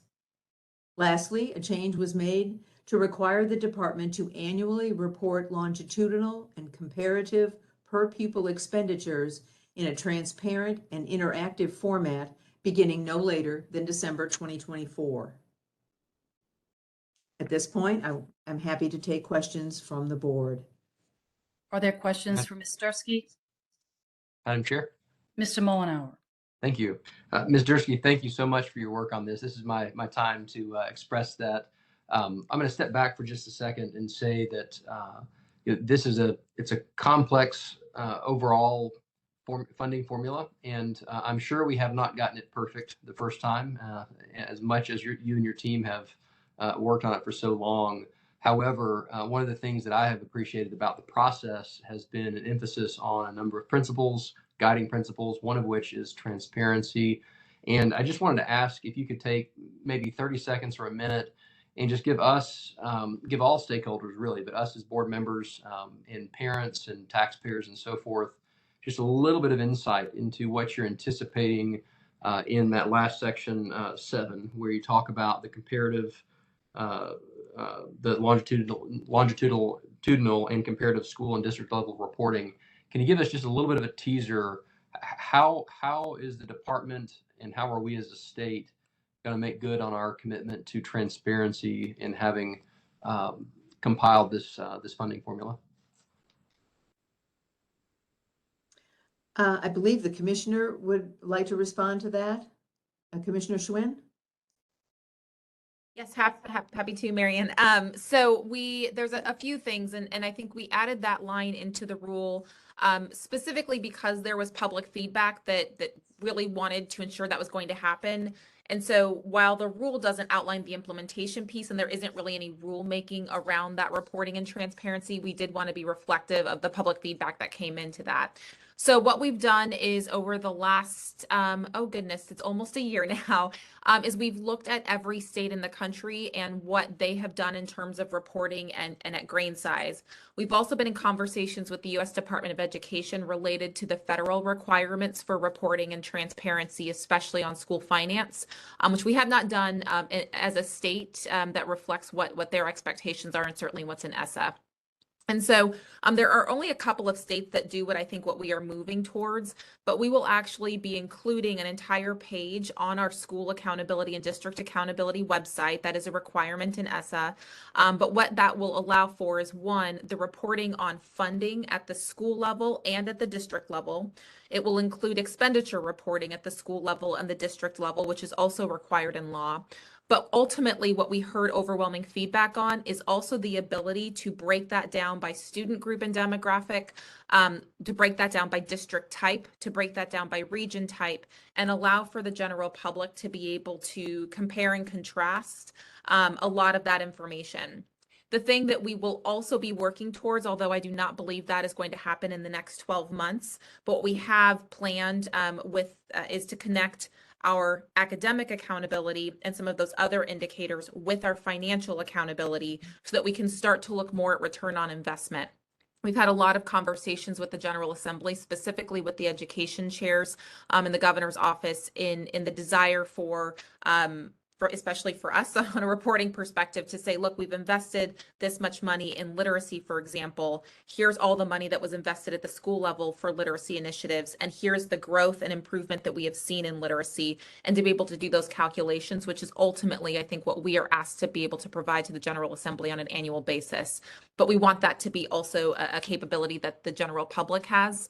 And for us to be able to really shine a light on bright spots across the state and how well they are doing, how they've used their funds, and share those best practices widely. So that's a little bit of where we are going, but certainly from a transparency perspective, they are public dollars, and anyone in the public has a right to know where those dollars are going, how they're being spent, and certainly what the outcomes of them are. Well said. Thank you, Commissioner. Other questions or comments? Is there a motion for a positive, negative, or neutral recommendation on the distribution of funds rule? Madam Chair, Jordan Mollenauer, I make a motion for a positive recommendation. Mr. Mollenauer provides a motion for a positive recommendation. Is there a second? Second from Darrell Cobbins. Mr. Cobbins provides the second. Any further questions or comments? Mr. Griffin, would you please call the roll? Mr. Cobbins. Aye. Mr. Darnell. Aye. Mr. Eby. Aye. Mr. Holt. Aye. Mr. Jensen. Aye. Mr. Mollenauer. Aye. Mr. Morrow. Aye. Mr. Wells. Aye. Madam Chairman? Aye. Madam Chairman, you have 9 ayes. Thank you. The motion to provide a positive recommendation passes. Moving on to item 3M, the BEP Transition Rule. Mary Ann Dursky with the BEP Transition Funding Rule 0520-12-05-.13. The BEP Transition Funding Rule outlines the procedures for calculating transition funding from the BEP to Tisa during the first 4 years of implementation. This rule is taken directly from Public Chapter 966, stating that in the first year of Tisa implementation, the 2023-24 school year, if an LEA's Tisa allocation is less than the baseline funding amount, the department shall allocate funding to cover the full difference. For the next 3 years of implementation, if there continues to be a difference between the Tisa allocation and the baseline funding amount, the department will gradually step down financial support for the LEA. There have been no changes to this rule since the department released the proposed rules on June 6th. I'm happy to take questions. Are there any questions for Ms. Stursky? Hearing none, is there a motion for a positive, negative, or neutral recommendation on the BEP transition rule?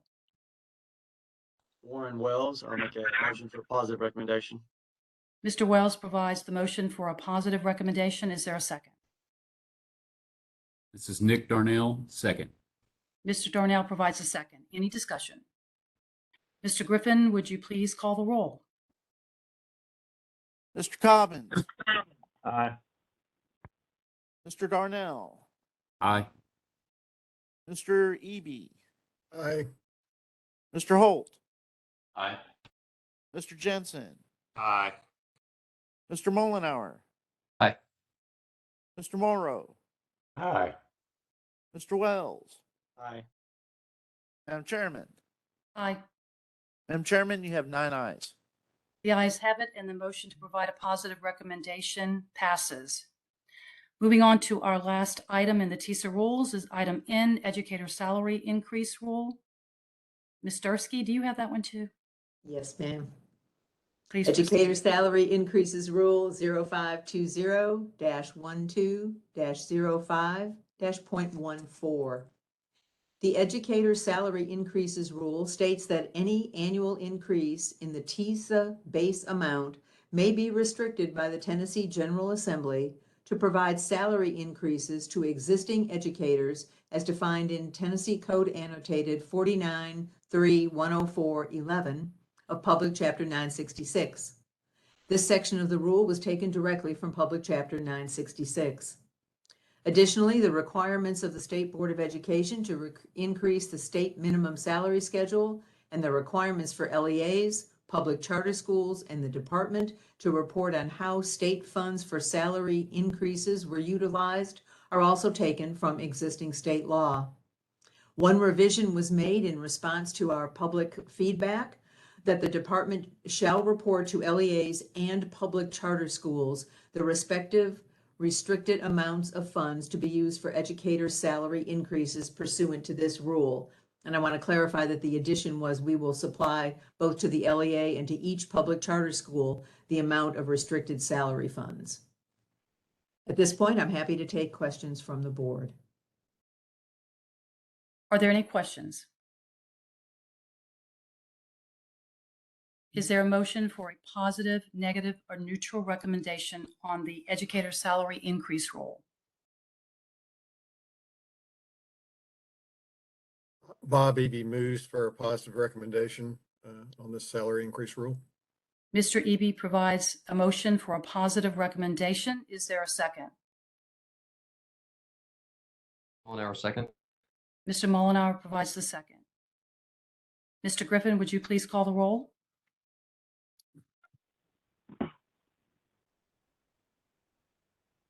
Mr. Cobbins, Aye.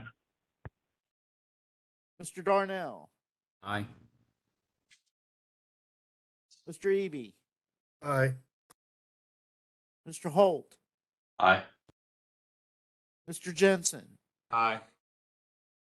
Mr. Mullenhour, Aye. Mr. Morrow, Aye. Mr. Wells. Aye. Madam Chairman? Aye. Madam Chairman, you have 9 ayes. The ayes have it, and the motion to provide a positive recommendation has been approved. Ooh, Mary Ann, I'm breathing. a sigh here. Can only imagine how all of you, thank you so much for everyone, your presentations and the due diligence with which you approached all of this work from A to Z. So I do want to commend the department for the great work. I do want to call on Mr. Larry Jensen, who wants to make a comment before I promised you we're going to take a break. We're going to take a break. But Mr. Jensen, I know he has something to say, and then maybe someone else does as well. Thank you, Chairman. We talked about CTE, and I want to make sure somewhere, I'm just curious where this discussion is occurring. It's somewhat outside of our agenda today, but that is the TCATs and the LEAs working together to cross county lines to create robust cooperation.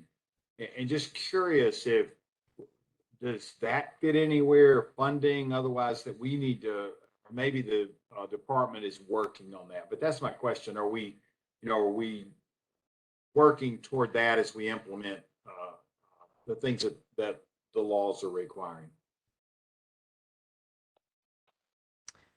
Yeah, I'll go ahead and jump in there. That I think all important in terms of the conversations between the relationships or the relationships between the LEAs, TCATs, and other higher ed institutions. That is not considered or reflected in the formula because the formula is specific to K-12 education. However, when there is CTE funding, and I think that direct line for CTE, a lot of that can be used in the relationship in terms of students who might be attending TCATs, some of the shared equipment that is purchased and the proportional share of that equipment, et cetera. And I would point to a pretty significant amount of Perkins or federal funding that also allows for that work. It's something that we don't often talk about, but a portion of our Perkins funding, we actually redirect to TBR specifically for the partnership and relationship with their local K-12. So there are sources of funding that currently exist right now that is within the federal pot, and we do provide a pretty significant percentage there. And then on top of that, districts have that flexibility in terms of paying for courses, transportation, et cetera. We continue to be really excited about this $500 million that's going out because part of that is to help redesign that high school experience, make sure that there are those strong connections with TCAT, and create sustainable pathways where it's not just one-time funding, but it's one-time funding to initiate a much bigger transformation in terms of what students are able to access, so that equity of access and opportunity for all kids regardless of where they live. And so we know districts are really deep into those conversations, and there is a requirement in the grants that they bring in that higher ed and TCAT perspective to be able to build those sustainable partnerships. So hopefully that gives you a little bit of context of different sources of funds and where we are in that work. Thank you, and I appreciate the work going on that. I've been in 3 high schools recently in my district, and they're doing some wonderful work out there that is frankly amazing. And I just want to make sure that we are really, really thinking deeply with them. And it sounds like you are. Just bring that up because I'm seeing success, and there's a need that I'm hearing to put together more robust programs that are in a 3-county area or 3 districts or whatever it might be. And it's good to hear you're working on it. Thank you. Are there other comments or questions before we take a quick break? Thank you all. Yes. I was just going to say, again, thank you to the Department of Education, all the constituency groups who spoke into a process. We're doing something that has not been done, and there's a level of uncertainty. No matter how much we think and process and talk, there's just a level of uncertainty. And so I think everyone working together from the General Assembly to the department to the governor's office to all of our constituency groups across the state and trying to find a funding formula that has such a diversity of types of schools and types of students within a state, I just think is to be commended. And so I just wanted to say thank you to everyone listening in who represents a constituency group, to our Department of Ed, and to our General Assembly and the Governor's Office, and to our fellow state board staff and members. Just thank you. It's pretty neat to see something that has never been begin in excitement about how it's going to move forward. I echo those comments. Thank you so much for that, Mr. Morrow. 30 years ago, right? It's the last time it was changed. So this is seemingly unprecedented, but thank you so much. Great work. Let's go ahead and take a break and come back at 11:05. Thank you all very much.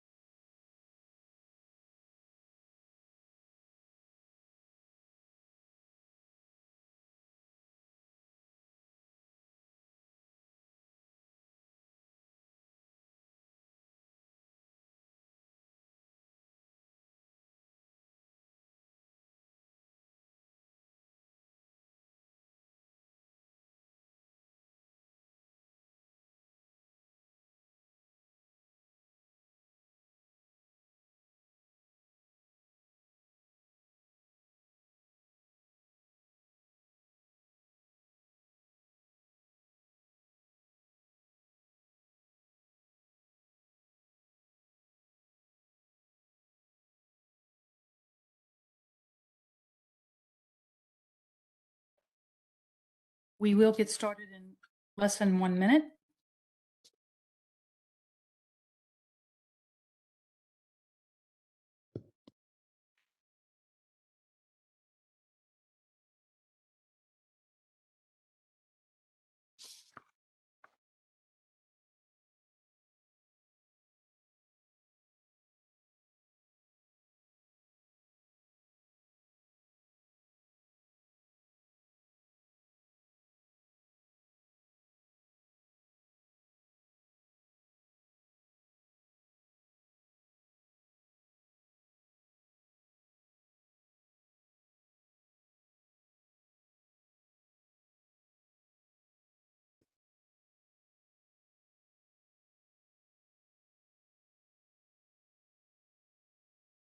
I think we needed a 10-minute break.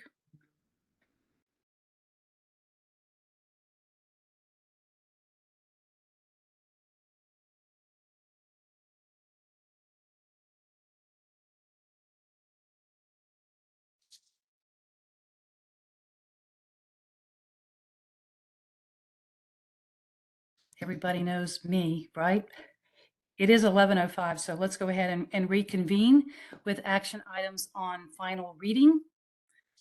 Several of these will be presented by Dr. Koontz. We'll start out with item 4A, Special Education Programs and Services Rules. I'll turn it over to you, Dr. Koontz, for I think you have 3 in a row or so. And then we skip you for a moment. I think come back to you again. So thank you.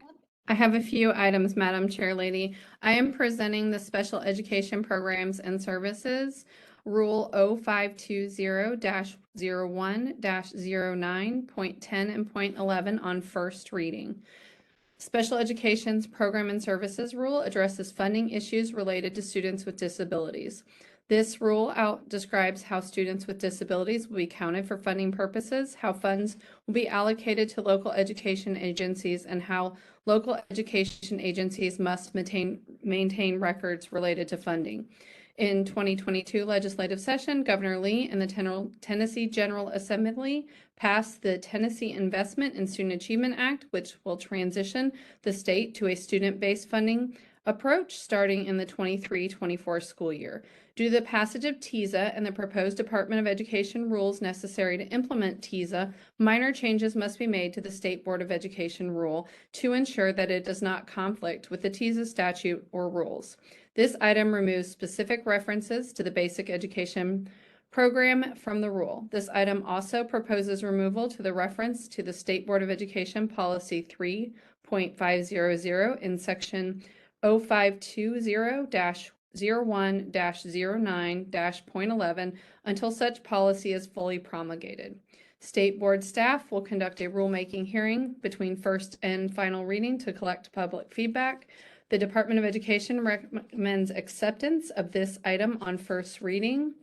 The State Board staff confers with this recommendation. Are there any questions for Dr. Koontz on this first item, Special Education Program and Services Rule?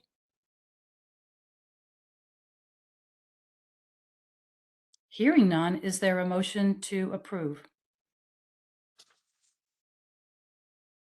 Madam Chair, this is Nick Darnell. I move for approval. Mr. Darnell provides the motion. Is there a second? Gordon Mullenhour, second. Mr. Mullenhour provides the second. Any discussion? Mr. Griffin, would you please call the roll? Mr. Cobbins, Aye. Mr. Darnell, Mr. Eby, Aye.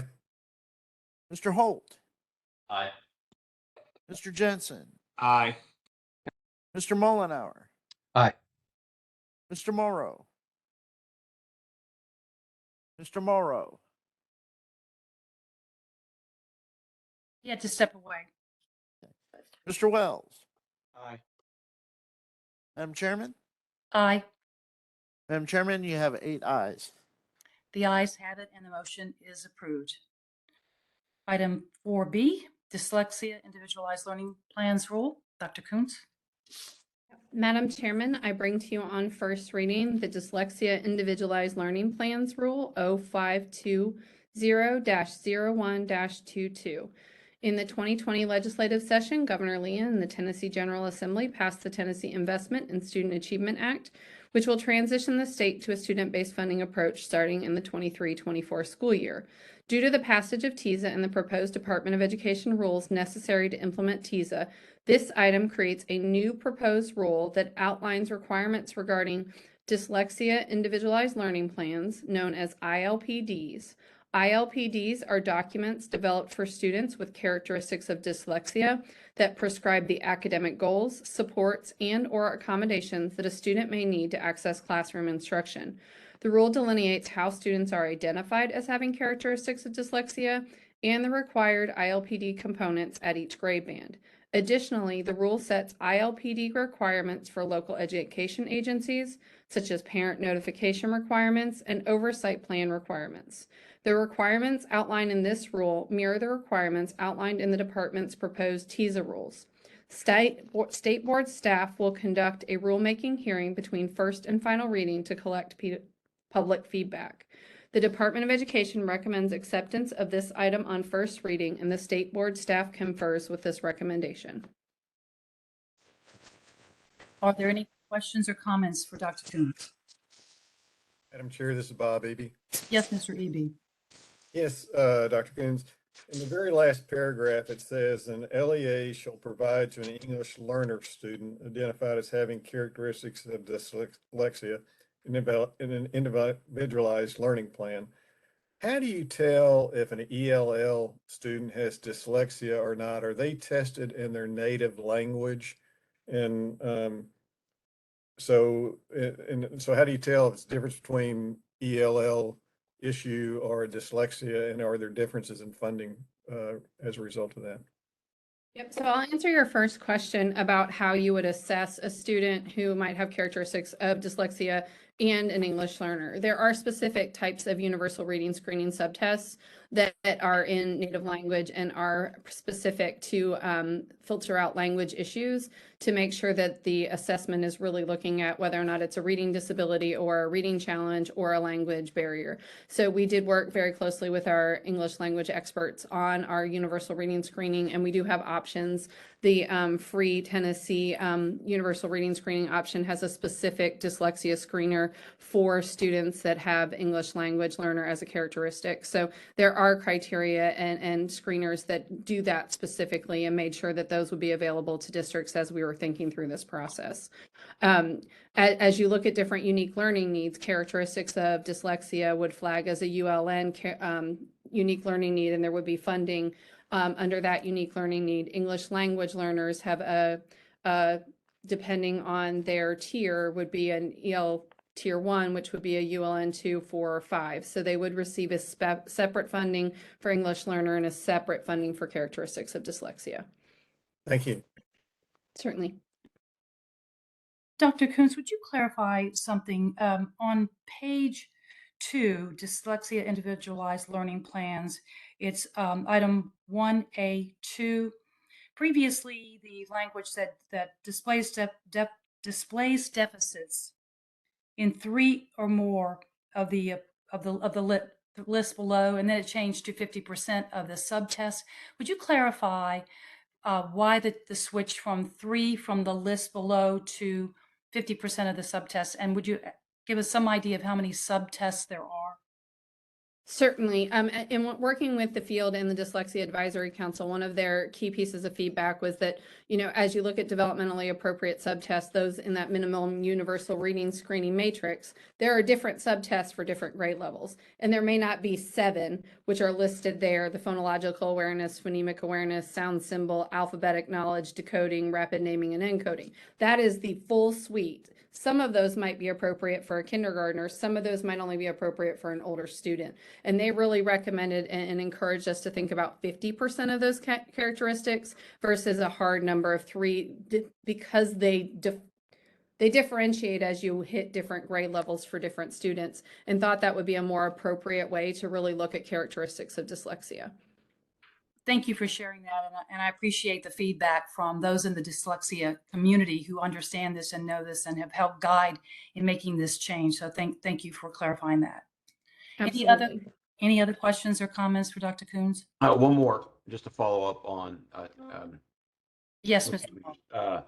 so is it 50% of the ones you use to assess them or 50% from this list? So my point is if you're assessing two of the phonological awareness and phonemic awareness, and that's the only two you assess, is it 50% of the ones taken or of the total list?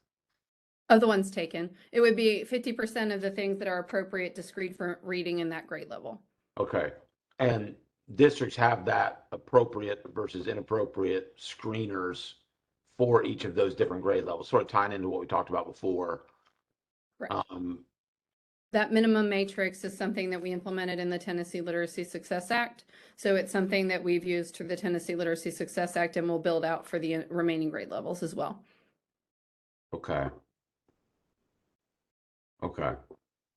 Does it seem a little bit under in the amount of like, hey, 50%, but we're only taking two. So if we are not proficient in one of the two, now could be considered characteristics of dyslexia?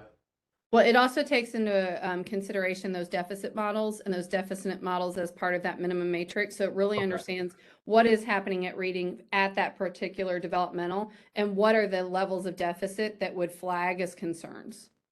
Okay. Okay. All right. Thank you. Certainly. Other questions or comments? Is there a motion to approve item B, Dyslexia Individualized Learning Plans Rule?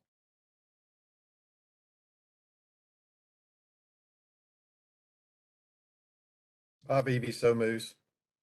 Mr. Eby provides the motion. Is there a second? Mollenauer, second. Mr. Mollenauer provides a second. Any further discussion? Mr. Griffin, would you please call the roll? Mr. Cobbins, Aye. Mr. Darnell, Aye. Mr. Eby, Aye. Mr. Holt, Aye. Mr. Jensen, Aye. Mr. Mullenhour, Aye. Mr. Morrow, Aye. Mr. Wells. Aye. Madam Chairman? Aye. Madam Chairman, you have 9 ayes. The ayes have it and the motion is approved. Thank you very much. Moving to item 4C, English as a Second Language Programs Rule. Dr. Coons. Madam Chair Lady, I am presenting for you the English as a Second Language Program Rule on first reading, Rule 0520-01-19. In the 2022 legislative session, Governor Lee and the Tennessee General Assembly passed the Tennessee Investment and Student Achievement Act that will transition the state to a student-based funding approach starting in the 23-24 school year. Due to the passage of Tisa and to ensure alignment with the proposed Department of Education rules necessary to implement Tisa, changes must be made to the State Board of Education Rule 0520-01-19 on English as a Second Language programs. In addition to these changes, this item also provides further detail regarding the development and implementation of individualized learning plans for English learners required by the proposed Tisa rule. This item also amends the rule's current requirement that local education agencies provide English learner students with at least 1 hour per day of direct ESL services. The 1 hour requirement has been proven to be too prescriptive for middle and high schools using 45-minute class periods. Accordingly, this item proposes that LEAs must provide EL students in middle school and high school at the equivalent of 1 full class period of at least 45 minutes in duration of ESL services per school day. This ensures schools using 45-minute class periods are no longer required to pull EL students out of other classes for 15 minutes in order to meet that 1 hour requirement. Lastly, this item provides clarification regarding the timeline for identification of EL students, the provision of direct versus indirect services, and the tailoring of service hours for English language learners in kindergarten. State Board staff will conduct a rulemaking hearing between first and final reading to collect public feedback. The Department of Education recommends acceptance of this item on first reading. The State Board staff concurs with this recommendation. Questions for Dr. Coons? I want to make a comment on behalf of school districts that have reached out to me with regard to the modification in the period not being prescriptive and being laid out the way it is now in this rule. So I know that it posed a lot of challenges to pull students out and miss part of another class, or have other challenges in not having an ESL teacher available for them. So this is a great move in the direction that I think this districts will welcome for sure. So thank you for that. Other questions or comments? Is there a motion to approve item 4C, English as a Second Language Programs Rule? Warren Wells, I move for a positive recommendation. Mr. Wells provides a motion to approve this item. Is there a second?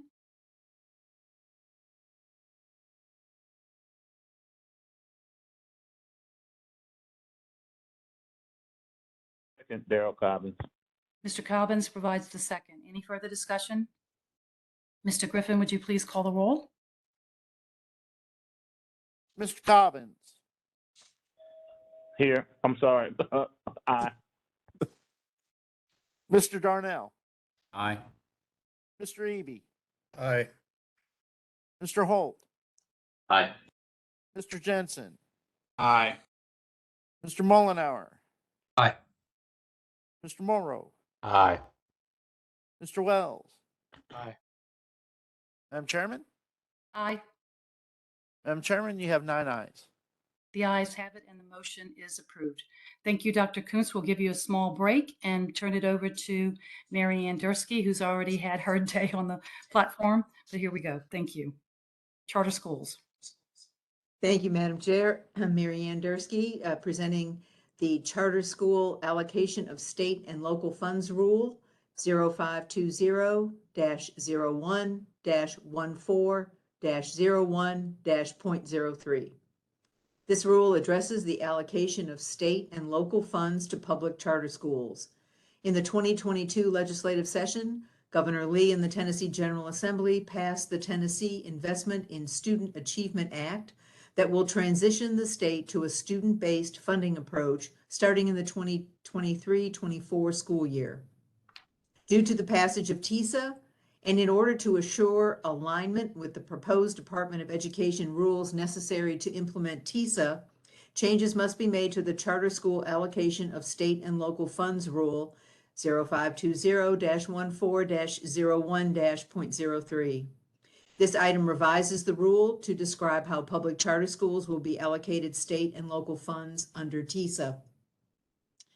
State board staff will conduct a rulemaking hearing between first and final reading to collect public feedback. Tennessee Annotated 49-1-212 requires that the department prepare a fiscal analysis of any policy, rule, or regulation proposed to the State Board of Education. This item has no financial impact on the department, the state board, or any LEA or public charter school beyond the authorizing legislation. I will note that the calculation of the charter school allocations follows the same methodology as under the BEP. We have merely revised the language to reflect TISA.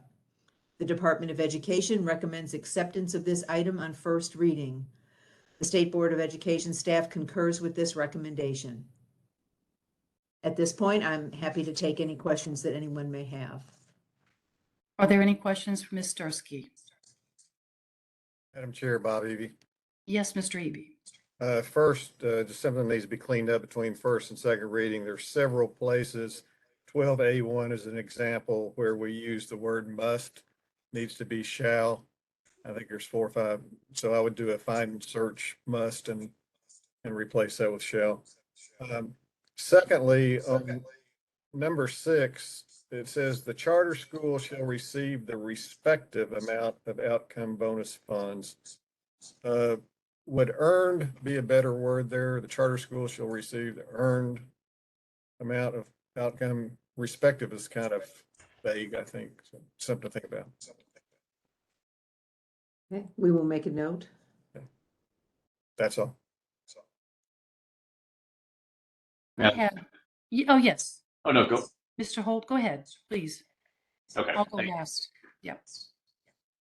Ms. Dursky, I spent a little bit of time with this draft rule and really appreciate all the expertise and thoughtfulness that's gone into this to kind of take the system for BEP for funding charter schools and then comport it with what Tisa does. I have a few questions. One is, this is sort of technical, but the draft rule uses the terms LEA, authorizer, and local board of education. And it's not always clear to me when those are meant to refer to the same, if those are interchangeable. I know the statutes from which a lot of these language in the rule came from, that they use those terms, but if we're referring to the same entity, then I think it may be helpful to either provide a paragraph saying that these terms are used interchangeably, or if they're not, provide a little bit of clarity on the differences. Like if the authorizer is the charter commission or achievement school district, maybe that's, I don't know if they're an LEA or not, but if not, then some clarity that those are all referring to the same thing. Okay. And I guess we appreciate that input, and we can work internally to provide some clarity prior to final reading thank you. to ensure that we're using the right term in the right place. Other questions or comments? I mean, I have one minor, but I want to give the opportunity to another board member first. Any other?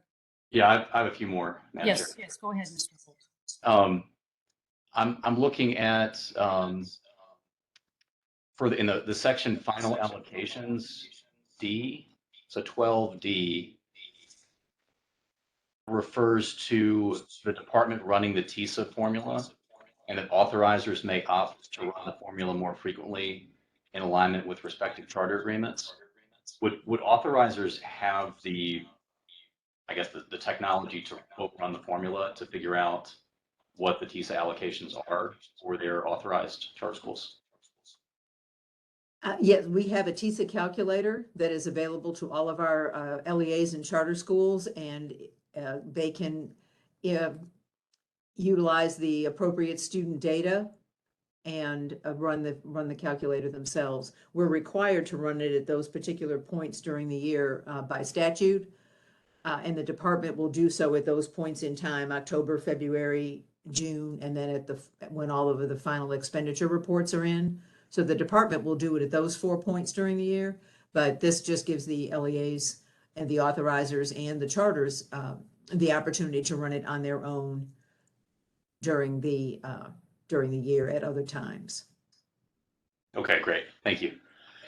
And then in 12E3 for fast growth, I see the rule says that essentially the charter schools within LEAs that receive fast growth funding will receive a share of that only if certain requirements are met that are laid out in the rule, and was wondering kind of what the source in law is for those requirements, if there is one, or what the policy justification for imposing that additional requirement for charter schools to get a share of fast growth stipends.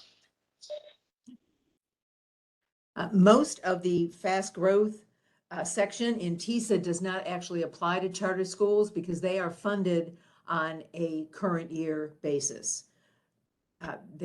They start out being funded on prior year ADM, but during the year we use current year ADM, so any growth is already taken into account in their regular allocations from their authorizer. The only piece that might apply to them is the direct funding piece for the charter school grant. And that a charter school would be eligible for that with 3 criteria. The district would have to qualify for overall growth. The charter school or the district in which the charter school is located would see an increase in their direct funding charter line item in the Tisa formula. And the charter school ADM would have to have increased during the course of the year. And so that those three criteria were established to ensure that a charter school would receive an increase in their direct funding only if they actually grew and if they were part of a growing LEA. Okay. And I guess my understanding of the reasoning behind the fast growth stipend is to provide additional funding to schools to school districts, LEAs that are growing quickly. And so I'm trying to understand how the difference between using current and prior year measurements is reflected in that, because they're both level measurements, whether it's prior year or current year, you're funding based on a certain level. But then the fast growth is looking at growth for the district. And so if a district is growing and a charter school within it is growing, then I guess I'm trying to understand like the additional restrictions in this rule, like why those would be necessary. If a charter school experiences growth during the year, they're funded on their current year students, so they would receive additional funding automatically as a result of the normal funding process for charter schools. So those additional students are already accounted for in their regular funding. The only piece that would not necessarily be affected is that direct funding piece, reflecting the kind of the substitution of the current facilities grant. But their regular allocation is charter schools' regular allocation will grow during the year if their enrollment is growing. Right. Okay. And then I noticed that the infrastructure stipend looks like the one part of the Tisa funds that is not mentioned in the charter school rule. There's the fast growth funding and then the separate infrastructure stipend. And is that because there is a separate set of funds for charter school infrastructure? Yeah, the direct funding is meant to substitute for like I said, the current facilities grant that is available only to our charter schools. Got it. That So makes sense. they are receiving infrastructure funding through that mechanism. And then in section 12B on the final allocations,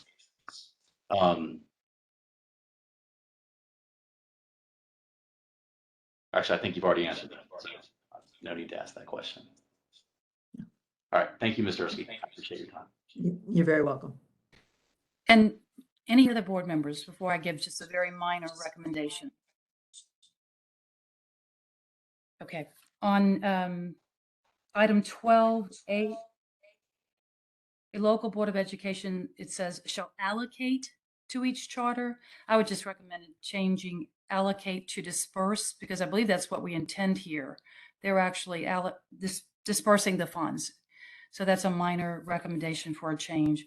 There was a typo on another page, but I can submit that separately, and I think I already did to the staff. So that's minor. Any other questions or comments?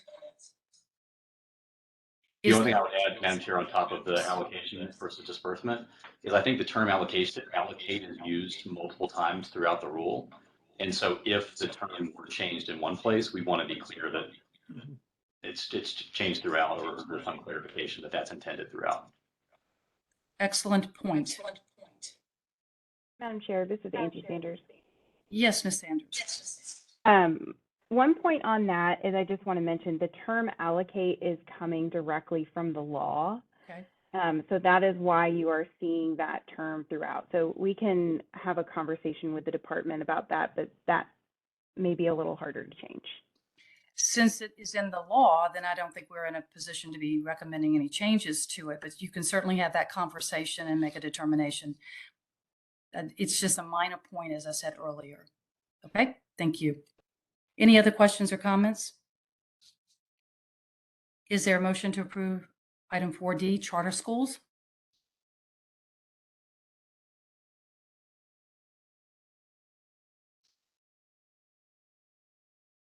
Madam Chair, this is Jordan Mollenauer. I make a motion to approve this, let's see, agenda item 4D. Mr. Mollenauer provides the motion. Is there a second? Madam Chair, Reinhold, I'll second. Mr. Several of you at the same time, but I'm seeing Mr. Holt lit up. So Mr. Holt provides the second. Any further discussion? Mr. Griffin, would you please call the roll? Mr. Cobbins, Aye. Mr. Darnell, Aye. Mr. Eby, Aye. Mr. Holt, Aye. Mr. Jensen, Aye. Mr. Mullenhour, Aye. Mr. Morrow, Aye. Mr. Wells. Aye. Madam Chairman? Aye. Madam Chairman, you have 9 ayes. Thank you. The ayes have it and the motion is approved. Thank you very much. And the next item is back to Dr. Coons. 4E, state approved textbook sections B mathematics. Yes, Madam Chair Lady, Lisa Coons, Chief Academic Officer, presenting on behalf of the State Textbook and Instructional Material Quality Commission and preparing a preliminary list of textbook and instructional resources for Section B Mathematics. Tennessee Code Annotated 49-1-302A9 states that it is the duty of the board, and the board has the power to prescribe the use of textbooks and other instructional materials based on the recommendations of the State Textbook and Instructional Material Quality Commission for various subjects taught or used in conjunction with public schools. TCA 49-6-2202A requires that the State Textbook and Instructional Materials Quality Commission prepare a list of standard edition textbooks and instructional materials for approval by the state board for use in public schools of the state. The law also provides that the commission, through its chair, may appoint an advisory panel of expert teachers and other experts in each subject area or grade level to advise the commission on textbook and instructional material selection. The chair of the commission led the advisory panel application review between March 21st, 2022 and July 25th, 2022 meeting. During the March 21st meeting, the commission recognized an advisory panel consisting of math educators that were scored both by the department and the commission. They also approved the scoring rubric for the materials, focusing on 3 categories. First, publishers had to provide a Tennessee Standard Alignment Guide. Second, materials had to cover 100% of the state standards to align with Public Chapter 990, and materials had to meet 80% of the quality indicators outlined by the commission. The panelists conducted independent reviews between April 22nd and June 24th, 2022. The reports were disseminated to the State Textbook and Instructional Materials Quality Commission members during the July 25th meeting. Once the commission voted to approve the preliminary list, it was sent to the state board for review, and feedback was also sent to respective publishers. The commission will meet again on September 22nd to hear any publisher appeals to the panel reviews and consider any additional public comments. The commission will vote on the final items on the list on September 22nd to determine which textbooks and instructional materials to recommend on the final reading. And once the board has approved the list of items, these will be shared with the commission. This has no fiscal impact on an LEA, and the Department of Education recommends acceptance of this item on first reading, and the state board staff concurs with this recommendation. I'm happy to take any questions that you may have. Are there any questions from members? Madam Chair, this is Bob Eby. Yes, Mr. Eby. Yeah, I thought it was sort of interesting looking that a publisher would pass grades 1, 5, 9, 10, and 12, but would fail 2, 3, 4, not pass those other grades. And being an engineer, I think of math as being a logistical system as you're going through. So I actually asked the question, and I want to thank Jack Powers for providing a very detailed explanation of the process that's used to go through and approve each one of these textbooks. I guess my question to Dr. Coons is, do you expect that these publishers who didn't pass those individual grades, and most of them I think probably because they didn't meet our standards, will modify and will come back and ask for, a reevaluation? Absolutely. I think, as you know, our publishers have to meet 100% of the Tennessee state standards. Those may not be the same standards that their standardized materials are made for. That vertical logical progression might shift in different states. So they may have missed a standard in second grade or fourth grade. And so each publisher received a detailed scoring report. And I think we provided some samples to you of what that looks like that says this standard in this grade level by these two reviewers were missing. We've provided that to all the publishers. We've also provided the detailed comments from the advisory panelists of what they didn't see in the standard, and have received feedback from those publishers stating that they will intend to appeal to the commission on September 22nd. But I think the detailed process and the level of detail that our advisory panelists provided to the publishers is very helpful, because they do need to tailor those materials to Tennessee academic content standards, and that feedback was very clear to them. So it gives them a clear pathway to be able to do that. Thank you. And thank you again for providing that information. It's very helpful. Absolutely. Other questions or comments before I make my own?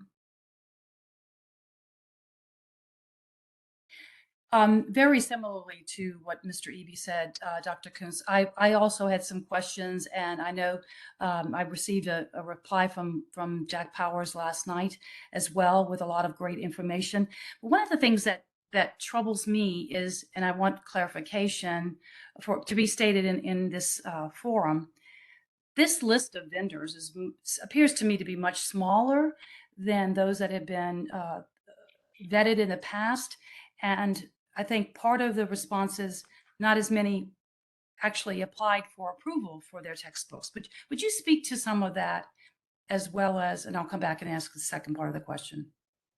I think we've had many statutes over the past several years being very specific on 100% alignment to Tennessee academic content standards. That's definitely a benefit to our teachers. It's a benefit to the classroom, but it does require publishers to meet a higher threshold than they've had to meet in the past, where they could majoritarily align to our standards, which then would require teachers to supplement and find additional resources. This threshold that is in this adoption requires every single standard to be covered by those materials. That benefits our school systems, our teachers, and our classrooms, but it makes the market much at a higher threshold on what publishers would have to produce to be able to work in Tennessee.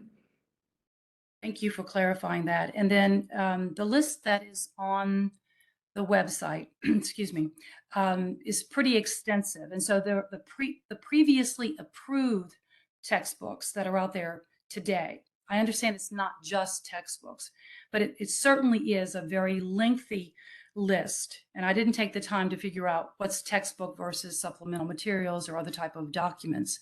Once these are approved, would you clarify for the record what happens to those that were previously approved on the list and did not go through this process to be approved this time? Sure. Districts always can use previously adopted and approved materials, but they have to align now to the new statutes that would come into play.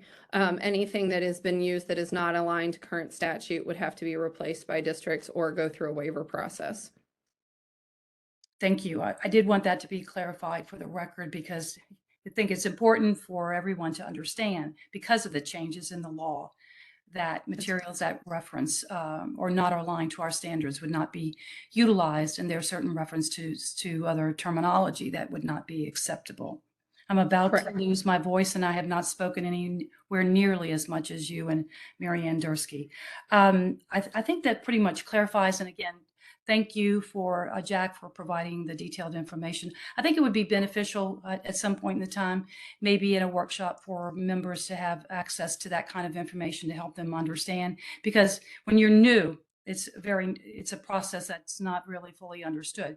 My concern too is the list is small, and with so many that did not get approved yet, I'm very hopeful that they'll step up to the plate and make the changes necessary to be approved, so that the districts will have a better selection of textbooks to choose from.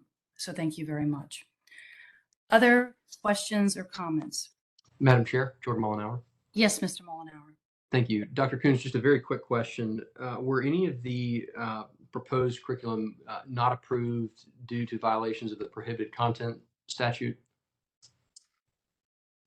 Materials are being reviewed with alignment to standards, bias and sensitivity actually happens in the local review process of those materials. So that is not part of the textbooks commission's statement or review process, but that would be a part of the downstream local process that is required.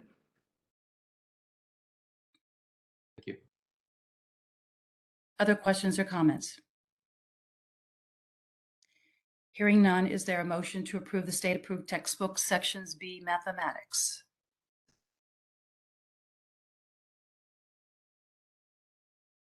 I'm sure this is Bob Eby. So move. Mr. Eby provides the motion. Is there a second? Second, Darrell Cobbins. Mr. Cobbins provides the second. Further discussion? Mr. Griffin, would you please call the roll? Mr. Cobbins, Aye. Mr. Darnell, Aye. Mr. Eby, Aye. Mr. Holt, Aye. Mr. Jensen, Aye. Mr. Mullenhour, Aye. Mr. Morrow, Mr. Morrow, Mr. Wells, Aye. Madam Chairman. Aye. Madam Chairman, I count 8 ayes. Thank you. The ayes have it and the motion is approved. I do want to clarify something. I'm not sure if I said that the last 4 items that we heard, item 4A through E, were action items on first reading. I may have said final, so for the record, I want to clarify that. Those last 4 items were on first reading, and we will have the opportunity to hear them on second reading in our future board meeting. So now moving to action items on final reading. Dr. Kuntz has this one, item 5A, Dyslexia Individualized Learning Plans, Emergency Rule. Absolutely, Madam Chairman. I'm going to present the Dyslexia Individualized Learning Plan Emergency Rule 0520-0122 on final reading.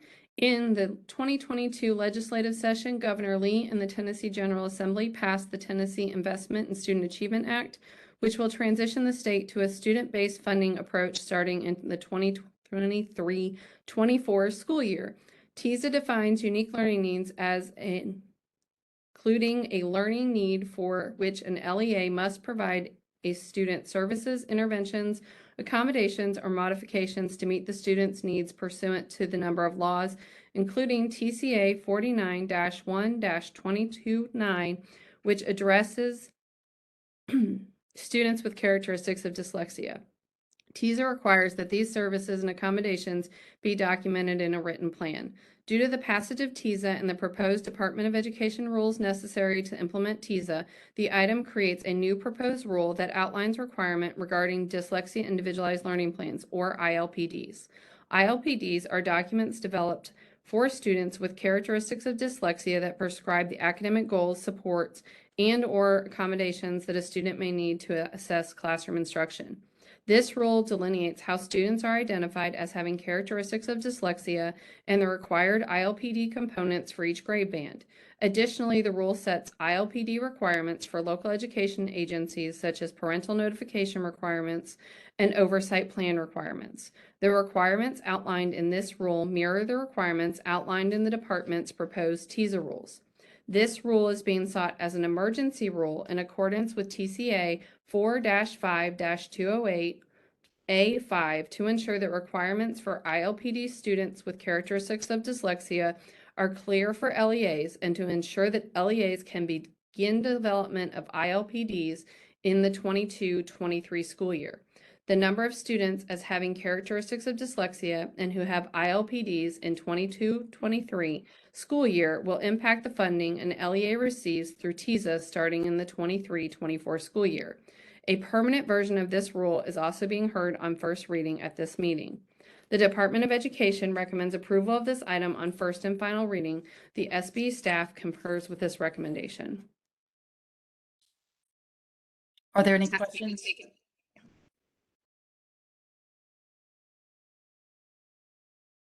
Hearing none, is there a motion to approve this item on first and final reading?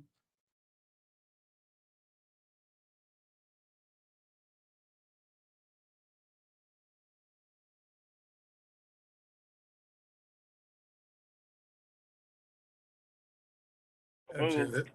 that- Was that you, Mr. Jensen, providing the motion? Yeah, I'll make that motion. I do want to make sure we're thinking about an update on the glossary of acronyms for the state. So with that, I will make the motion. Mr. Jensen provides the motion. Is there a second? Second, Daryl Cobbins. Mr. Cobbins provides the second. Any further discussion? Mr. Griffin, would you please call the roll? Mr. Cobbins, Aye. Mr. Darnell, Aye. Mr. Eby, Aye. Mr. Holt, Aye. Mr. Jensen, Aye. Mr. Mullenhour, Aye. Mr. Morrow, Aye. Mr. Wells, Mr. Wells, He's giving you a thumbs up. Aye, sorry about that. all right. Madam Chairman? Aye. Madam Chairman, you have 9 ayes. Thank you. The ayes have it and the motion is approved. Thank you very much, Dr. Coons. Great work.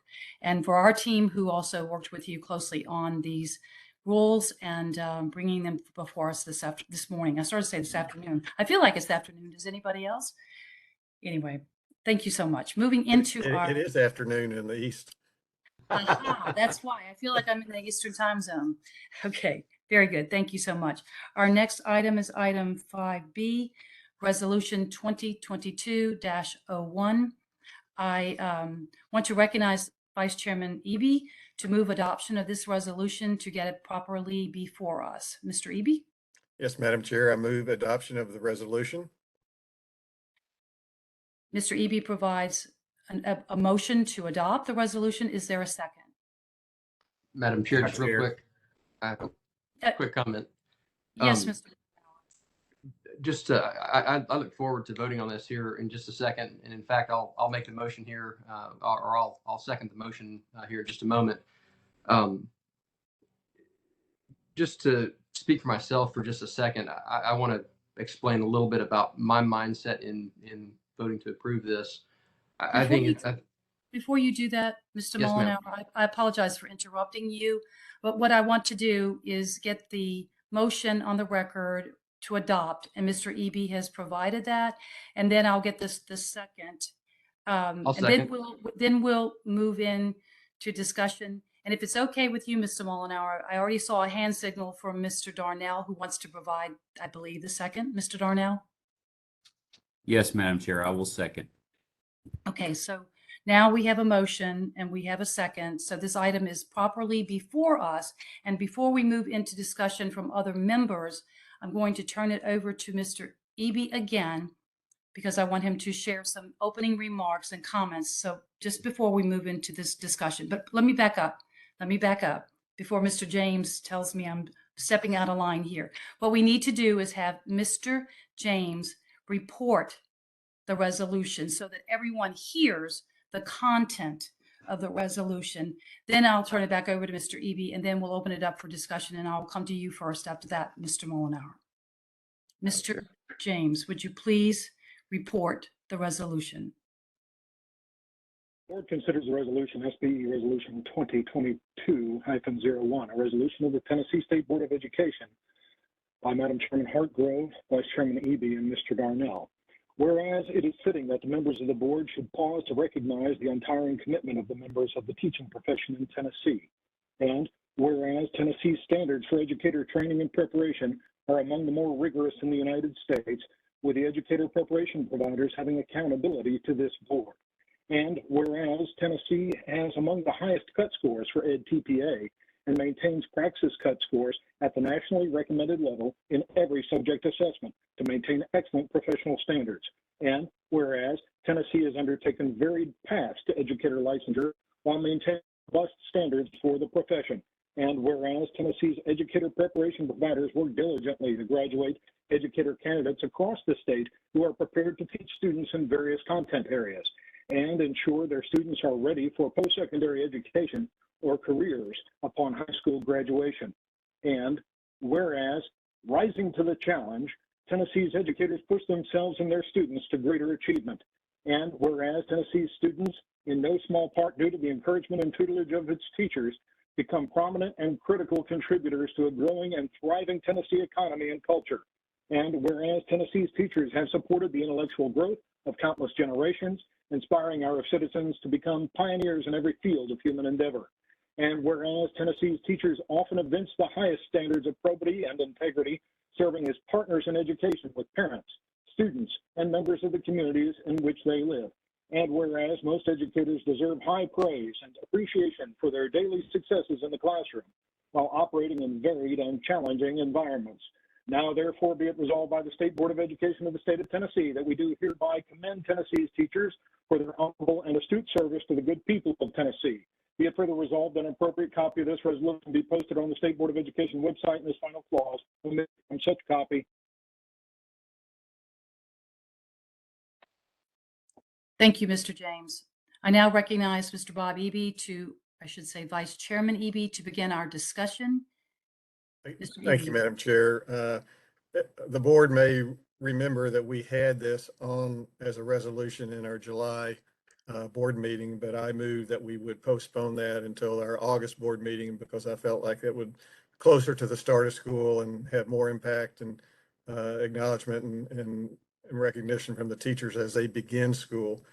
And in that fact, who better could represent the teachers in support of this than the 2021-2022 State Teacher of the Year, Morgan Rankin, who we're thrilled to have basically on today's meeting. And we're going to give her a chance, an opportunity, I think, to say a few words. But let me say a little bit about Morgan. She started her career as an early childhood educator, a system resource teacher, and a literacy specialist in Hamilton, Ontario, Canada. And she moved to Tennessee in 2014 and began volunteering to local classrooms before becoming a third grade teaching position in Johnson City, Tennessee. And she currently teaches second grade at Southside School there.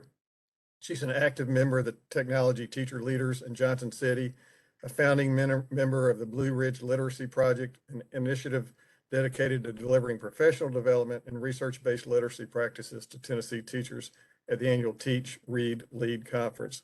She's a proud educator who's dedicated to teaching leadership and lifelong learning. And Morgan, we, the board, thank you for your commitment to Tennessee, as we thank all teachers across the state. And for that reason, we bring this resolution. And Madam Chair, I ask if you would recognize Ms. Rankin at this time. Thank you, Mr. Eby, and it's a pleasure to recognize Ms. Rankin. But first, I want to congratulate her on being selected the Tennessee Teacher of the Year and thank her for joining us today. I think we need to give you a round of applause before you begin to speak. So thank you so much for your willingness to be here. Would love to hear from you if you have some remarks you'd like to make before the board. I won't take up much time. As you see, I'm at school and my students are coming back from specials any minute now, but I've really appreciated the time that I was able to be here and see the ins and outs of how this happens. All of these things you're talking about directly impact each and every one of my students, myself and my colleagues every day. And I have really appreciated the insight into the time and the thought process that goes into each individual word and percentage that is written into these laws. And I think that you're doing important work, and I thank you. And thank you for the recognition. I'm just here because I love my job.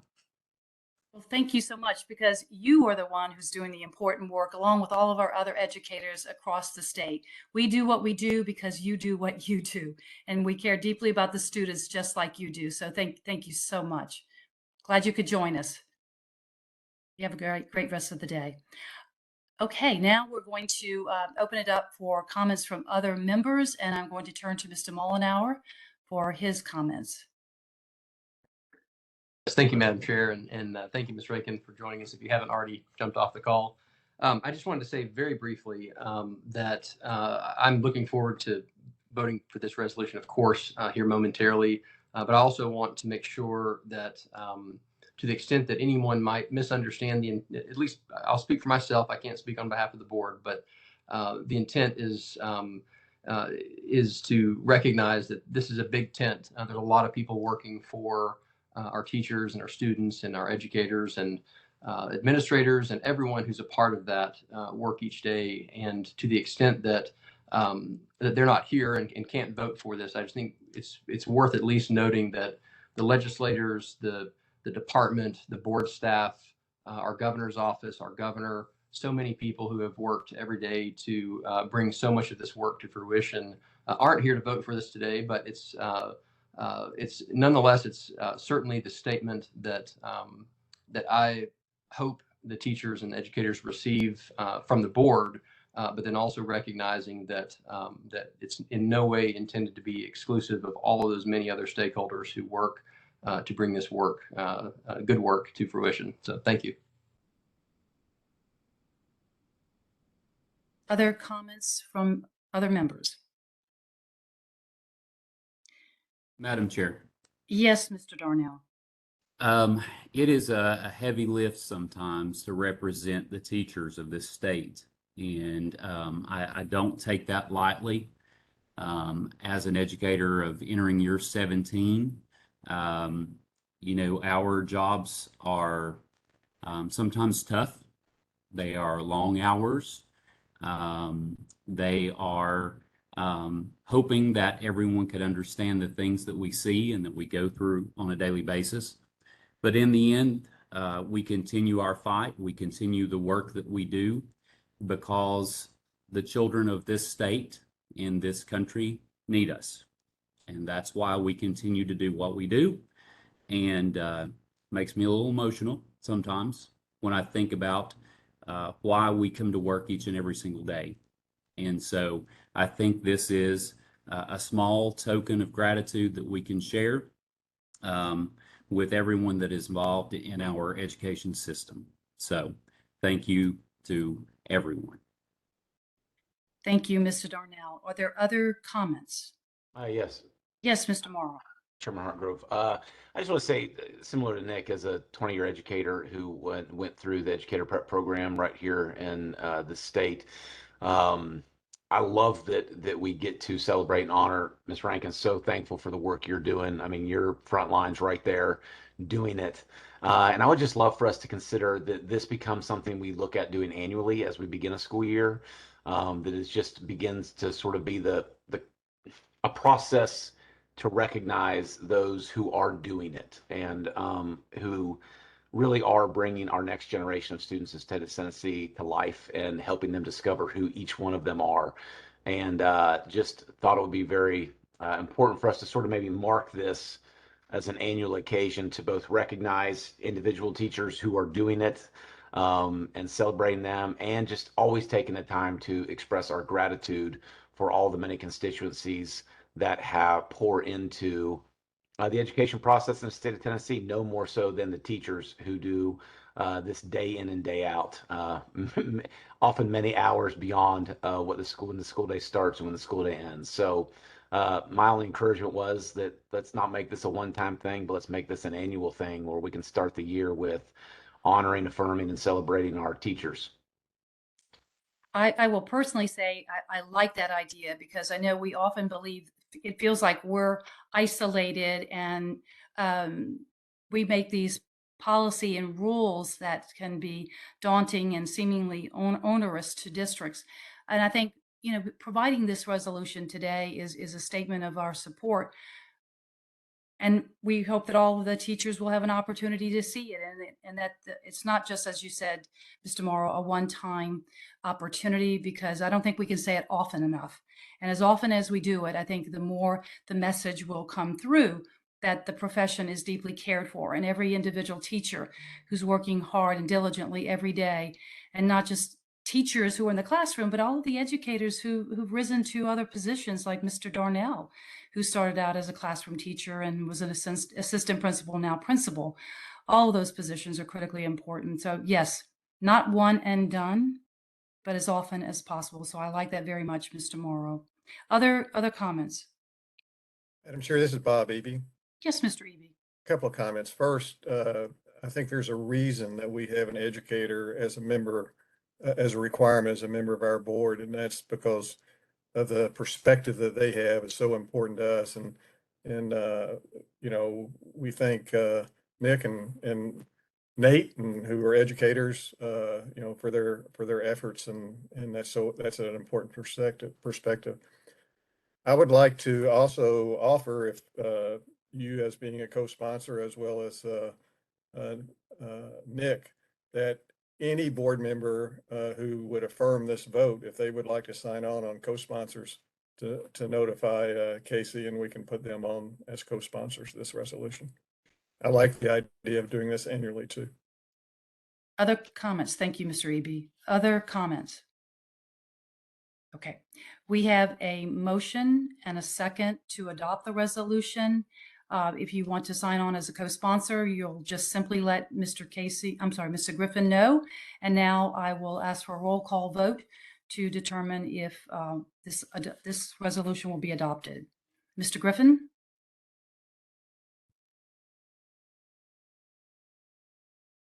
Mr. Cobbins, Aye. Mr. Darnell, Aye. Mr. Eby, An absolute aye. Mr. Holt, Aye. Mr. Holt, Sorry, I said aye, but I guess I hadn't unmuted quickly enough. Absolute aye as well. Mr. Jensen, Aye. Mr. Mullenhour, Aye, thank you. Mr. Morrow, Aye. Mr. Wells, Aye. Madam Chairman, A resounding aye. Thank you very much. Madam Chairman, you have 9 resounding ayes.